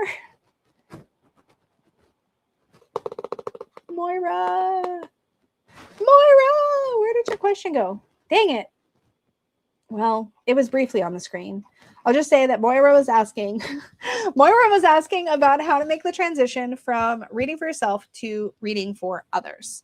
And I'm assuming you also mean, like, both personally and professionally. So personally in the sense that, like, it is a leap to go from reading for just yourself to reading for friends and family, for example, and it's another leap to then go to professional readings. The transition between reading for yourself and reading to others, I think what I will say is this: you won't know what that feels like or how you're going to change your reading style until you just do it. And I know that's a little scary, but, like, you don't need to prep. Just, like, get a friend or a family member who wants a reading, put them in front of you and just try, and then do it again, and then do it again and again and again and again and again. And you will eventually figure out what it's like to read for other people. I froze again. You'll eventually figure out what it's like to read for other people, what it feels like, how your style changes, what your approach is, how you interpret cards when you're reading for others versus yourself. It will actually happen super naturally. Oh yeah, I'll put it back on the screen, Moira. Thank you. Yeah. So what you'll find is, what I found and what I did is I made myself do it early in the process. This is kind of like when I started my YouTube channel. Okay. When I started my YouTube channel, I'm like, I'm going to have a live stream really early so that I can get over my nerves about it. So I just did it. I, like, had my first live stream easily within the first month. I'm not 100% sure, but I think it was within the first month of my channel. I'm like, I'm just going to do it. If nobody shows up, that's fine. I'm just going to do it because I was intimidated about it. So I wanted to do it so I could just get it over with and get figure out if I'm comfortable or not, I guess. Get comfortable, figure out if I'm comfortable, figure out if I like it early on. And that's the same way I felt about reading for others. Once I was ready, and this was after I threw away the guidebook, I actually did it initially because I was really challenging myself to trust my intuition. And so I threw away my guidebook. I tell the story in everywhere. But I threw away my guidebook and then I just started reading for myself, for other people. I would just sit people down. We would read. I would raw dog it, like with decks that had no predefined meanings, like the soul cards. I'd read with my Osho Zen Tarot, all kinds of stuff. And I would do that whenever I possibly could. Like I would take every opportunity to read for others because I wanted to learn. And I knew the only way I would learn is by doing. And so I carried my deck with me everywhere. And I was like pimping myself out. Like, do you want a reading? Like I've got drugs in my pocket. Like, do you want some? Do you want some of what I'm carrying? Because I got some stuff. You want to try it? That's what I was like with tarot. It was obnoxious, I'm sure. People in my life seemed to like it. And then I hit a point where I had to like pull back and not do that so much. But in the beginning, I literally made sure I had a deck with me everywhere I went. I had it with me when I was at bars. I had it with me when I was out with my friends. I had it with me when I went to family gatherings. I had one with me all the time. It might never leave my purse, but it was always in my purse. I had my deck with me. And so I could always do a reading on the fly. And I did it like crazy. I was obnoxious, but it was great because I did that. And I got so comfortable reading for other people. I'm just apparently winging cards around like they're a prop. I got so comfortable because I just did it all the time. I had a bit of a crisis in the beginning because I was doing it all the time and I kept making people cry and that was freaking me out because I kept going like really in hard on and people weren't expecting it. So I had to kind of learn how to navigate those. I mean, I made them cry in a good way. Like most of the time, I think it was a validating, good healing way. But I had to learn. That's how I learned things, like making sure I was reading in private, making sure I warned people that things could get a little intense, and make sure that if they want to bring somebody with them, that's fine. But this isn't just a party trick. It can get a little deep and intense and personal. And do they really want that person there? Up to you. But like, just so you know. So that's how I learned a lot of my sort of parameters about how I would read, what kind of disclaimers I would give, how I would prepare people to have the reading in the beginning. I learned all that through experience, just trying stuff and figuring out that, oh, wow, ooh, I just made people cry 3 times in a row. And this is a big burly man with a big old beard. And he probably didn't want people to see him cry. I'm just saying, like, maybe I should have been a little more discreet. So you learn these things, right? You learn them the hard way. And he was fine. He was totally okay with it. But I'm just saying, it was helpful. It was helpful. Let's see. Some people felt like that might be too much to say to a client. To you, or did you do something similar for online readings? Okay, wait. There was a first part to this question, and I think I'm missing it. So Stardust says, okay, wait.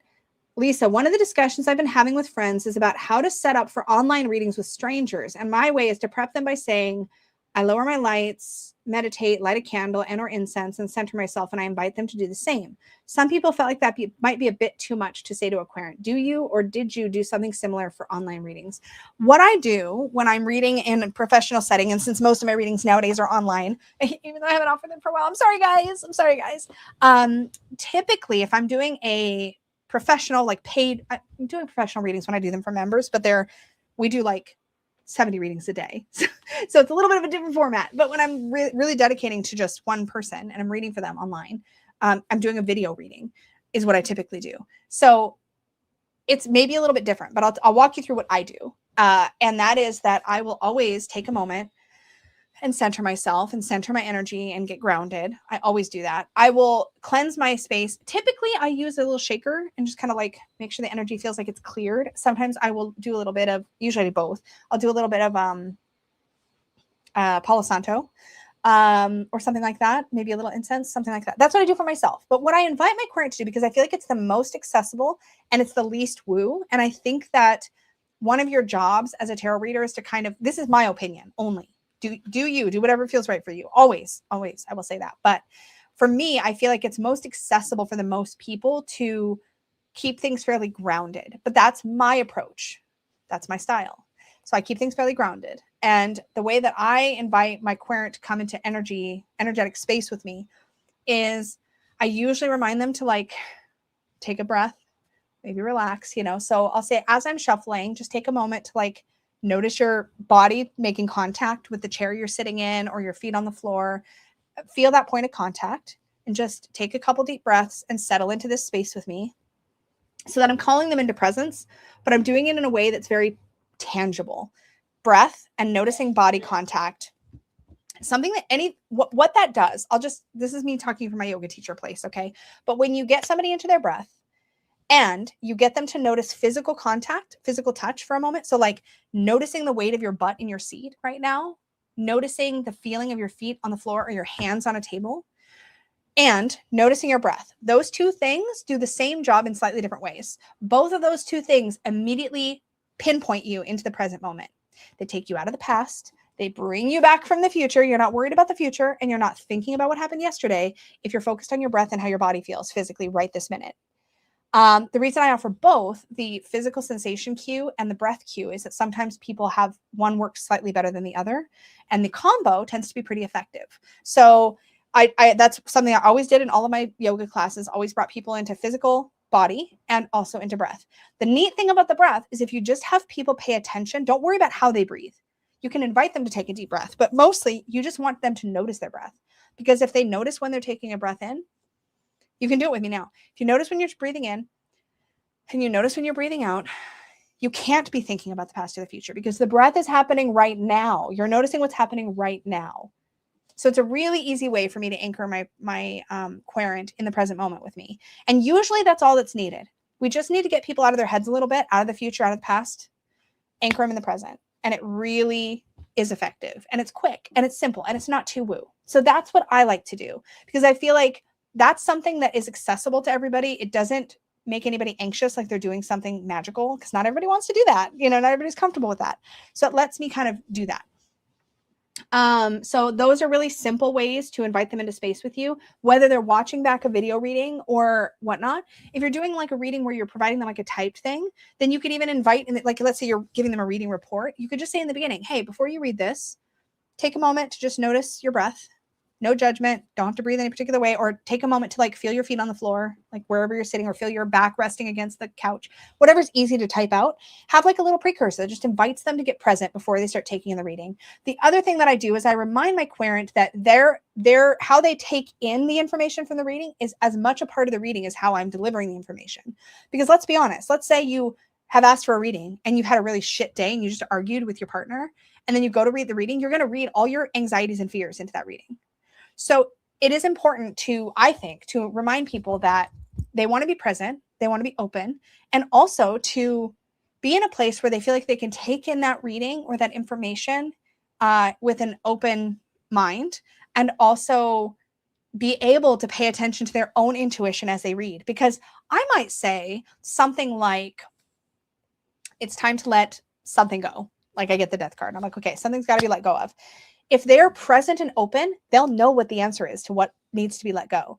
But if they're distracted, so usually I remind them, take in the reading when you're not feeling, make sure you open this and read this, or open this and watch this when you're in a space where you can really give it your undivided attention so that you can pay attention to your own intuition as it comes up. Because I might say something that'll trigger a thought in you, and that matters. That's part of the reading. This is an interactive process. So as I say something, it might cue you to have a thought, and that thought is important. It is a part of the reading.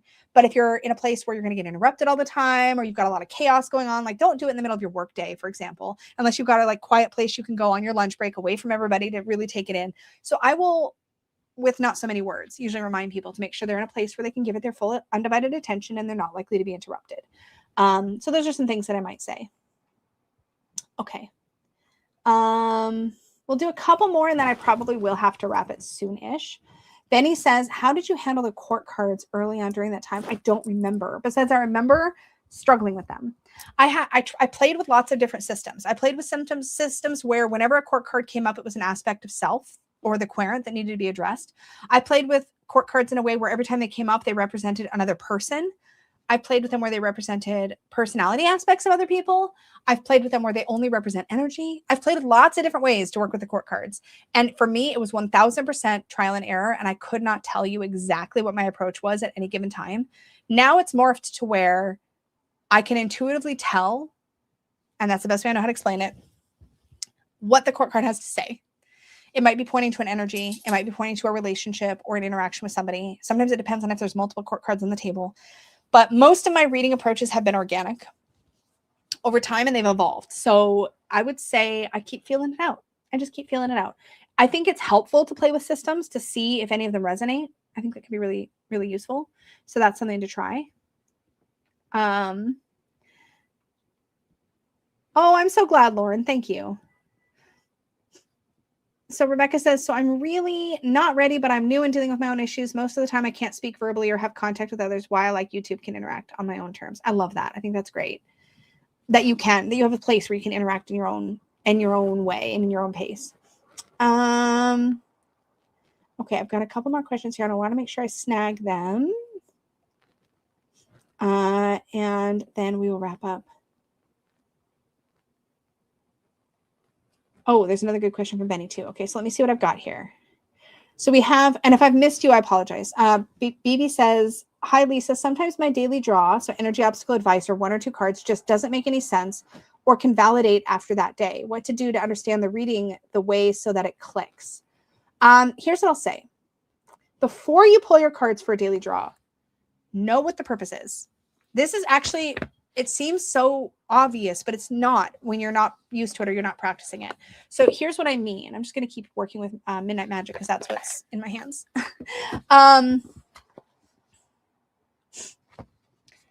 Okay. So, oh, that's a good one too, Stardust. I will get that one too. Okay. So energy obstacle advice. Before I put the cards on the table, and often before shuffling, I set my purpose for what is this? What am I going to use this reading for? What is this reading for? I'm not just doing it to do it. So what is it for? So typically for me, a daily practice is meant to give me guidance in a proactive way for my day. It's not something that is predicting anything for me. It's not something that is like, it's kind of just more like, I see it like advice to help me navigate throughout the day. It's like having a good conversation with a friend over coffee before you go to work in the morning. Like, you can kind of like unpack what you need to unpack, or like be like, hey, I've got this situation going on at work and I want to make sure, like, maybe I'm really stressed right now. And so I want to like be able to get through and have a good productive day. So maybe that's what it is today. Maybe today I'm pulling my cards and I'm like, you know what? I really just want to make sure I have a productive day today. So let me pull my energy obstacle advice, but I'm going to take this as what's going to help me have that productive day. Now, I'm not always that specific with it. Sometimes my general purpose when I pull in energy obstacle advice in the morning is just help me navigate my day. That's it. But if I have something specific going on, I'll think about that while I'm shuffling, right? So it's like, okay, how am I going to navigate my day today? I think the Emperor came up earlier, and so did the Ten of Swords, which is very interesting. Anyways, okay. So my energy is the Emperor. So for me, navigating the day today, I'm going to need to stay on top of my game. Remember what I'm responsible for. Be in charge of my domain. Stay grounded. It's a very like grounded kind of card for me. It's about structure and discipline. So I'm going to really need to like be on my game. That's my general energy for the day. That's what's going to help me. I need to be in an Emperor space throughout the day. Stand my ground, be willing to like, own my power, like be in that place of authority over my own day. I need to be in charge of my day. I don't need to let my day run ramshot over me. But what's an obstacle I might hit at some point throughout the day? And I have the Ten of Swords. So I might go, okay, this might be a day where I really get in my head about something and I get real dramatic about it. I need to remind myself maybe that it's not that big of a deal, but we'll see. So this is the obstacle I might deal with. Okay, so I might hit a moment today where it's a lot. It's a lot. Because remember, in a daily draw, y'all, when you're doing a reading like this, these cards are not big dramatic energies. They're going to show up in subtle ways. So you're asking yourself how you're trying to get navigation for the day, right? So for me, this is what I would do. So that's my Emperor energy. Okay, be aware, Ten of Swords. My brain could get a little overactive in ways that are not necessarily helpful today. That's a mental energy card.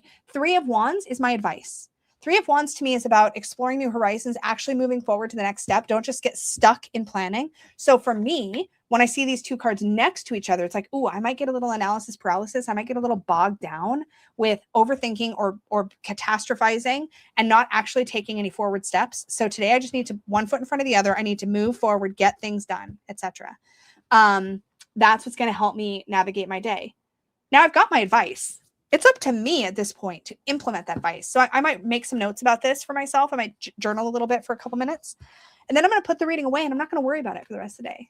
I'm going to hopefully integrate that advice and keep that in mind throughout the day.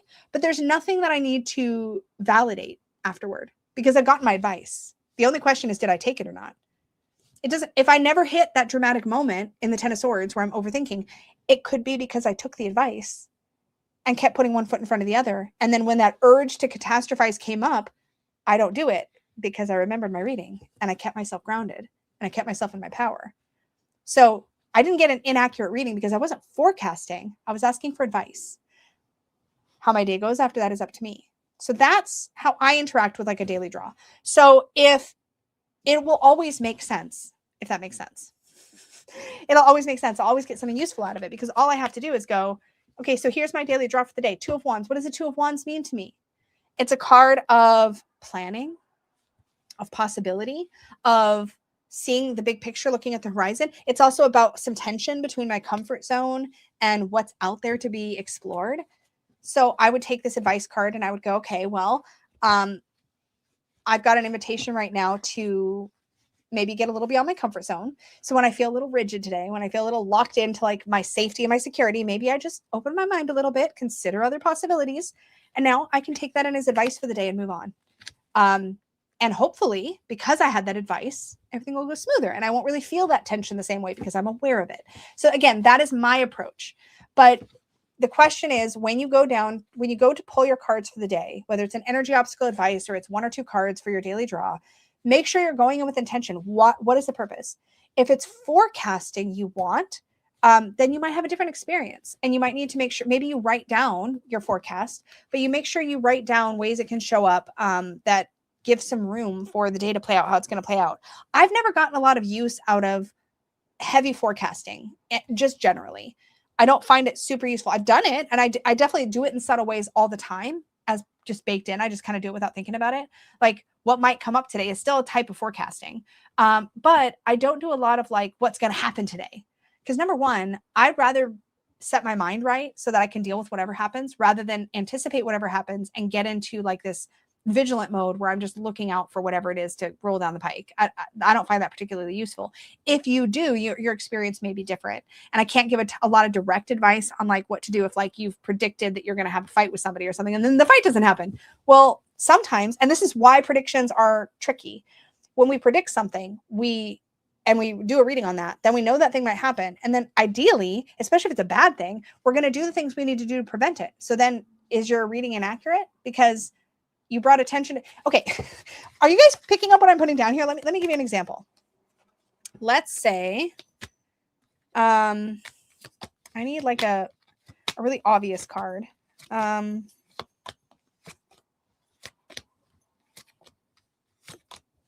my God. Why am I doing it this way? Why do I have cards facing both ways? Okay, let's do it this way. Okay, tower. Tower's obvious. Let's do the tower. It's such a classic one, but let's just do it. So you pull the tower in the morning, and then you have a great day. Is it possible that the reason you have a great day is because you pulled the tower and you're like, not today. No, we're not doing that. Things are not going to come crumbling down today. I'm going to keep my shit together.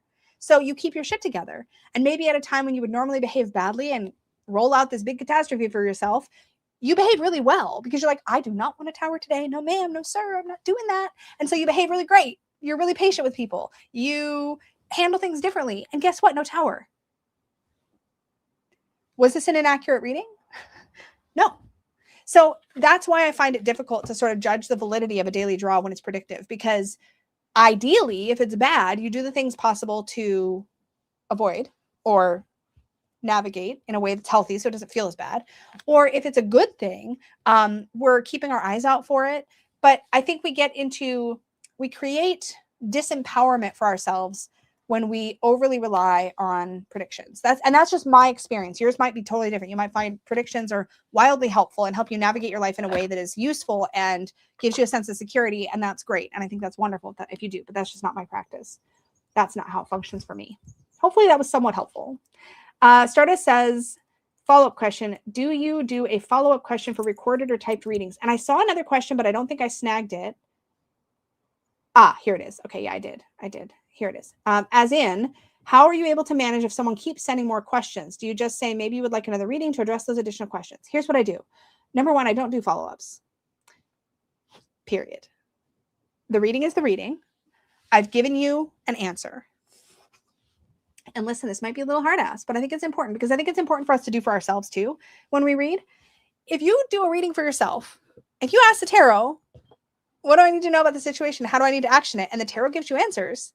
And you're constantly pulling clarifiers. And I'm not saying clarifiers are bad, but I am saying there's something to be said for sitting in the discomfort of, I didn't get the answer I want, or it doesn't feel like I'm clear. There's something to be said about sitting with it anyway. Sitting with it and letting the truth kind of come to you, letting yourself tease out the meaning over time. And I encourage my querents to do the exact same thing. I don't do follow-up questions. I might, and I do regularly, clarify what I meant in a reading. If they're like, I don't understand what you mean when you talked about the Four of Swords. I'm like, oh, well, here's what I was saying. Here's some additional clarity. I'll do that. But I do not pull more cards. I do not ask follow-up questions. Now, in a live reading situation where somebody's paying for my time, as long as there's time, I will read as many cards for you as you want. Like if I'm in a situation where I'm reading at a shop and they're charging by the minute or whatever, and somebody's got 30 minutes with me, and I'm a good bargain. Let me tell you, I'm a good bargain. If you ever get to read with me and it's like a time limit thing, girl, we can get through like 4 or 5 questions, no problem. Because I can be pretty like fast and potent with my style. But so in that situation, sure, I'll read. I don't care. It's your time. I will do with you what your time you want. But if you charge for a flat like price for a reading, and whether or not you set time constraints on that, if you charge a flat price for a reading, you're like, I'm giving you this reading to answer a question, then I will do that. If somebody books a reading with me and they ask 3 questions as part of their booking, I will often come back to them and say, hey, I definitely want to do this, but I think we need to narrow the focus. How do we want to word this question so that I can get you the most useful information? Because these are all 3 different topics. Somebody's like, I want reading on a work and relationship and this. I'll be like, okay, let's pick one, because then I can really give you the information you need, because that's a boundary or container around reading for somebody else. If they come back at me and say like, okay, yeah, but what about this? It's then I will say, here's what I'd encourage you to do, because this is usually the case. Let's say somebody does a reading on their relationship, and you give them the answer to the reading. You give them their reading. I'm awkward about how I'm expressing this. And then they come back to you and they're like, okay, but I get that. But like, what about this angle of this question? Then what I say to them is I say, go back and watch it again or read it again. And I try very hard not to sound condescending, because that's not the punchline. I'm trying to say, what I would encourage you to do is, with your initial question in mind, take in the reading, sit with it for a bit, maybe even journal about it. Or if you have cards yourself, pull some cards for yourself on that first initial reading. And then consider this follow-up question in your mind and watch it again and listen for what I'm saying and see how it applies to this follow-up. Do you still get an answer in that follow-up when you take in the reading again? Because the reading is designed to hopefully answer the whole scenario. Sometimes that's difficult if a querent has asked a hyper-specific question. And I generally will broaden a little bit when somebody does that, because I want to give them a lot of oomph for their reading. Revisit the reading in the light of your follow-up. Yeah. And just simply say, like, I handle each question as a singular reading. Obviously, if you want to dive deeper into just this aspect, I'm more than happy to book another reading with you. If you'd like to book another one, we can dive into that like in more depth. But I think you might find that you get the answers you need, taking that energy or that question in and rewatching or rereading the reading again and seeing, maybe sit with that for a bit. And I've also told querents in the past before, if they have their own cards, to lay out the same cards from a favorite deck that I laid out for them and sit with those and journal with those for a little bit and see if they can tease out even more, because I want them to get good value from their reading. I want them to pull as much as they possibly can from that experience. And so that's another way they can get even more from the reading, right?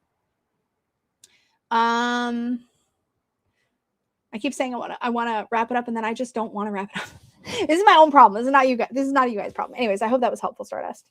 Benny says, have you ever done a reading for another person and the reading had an impact on you? Of course. In fact, we talked about this a little bit ago. I don't know if you were here then. You might not have been.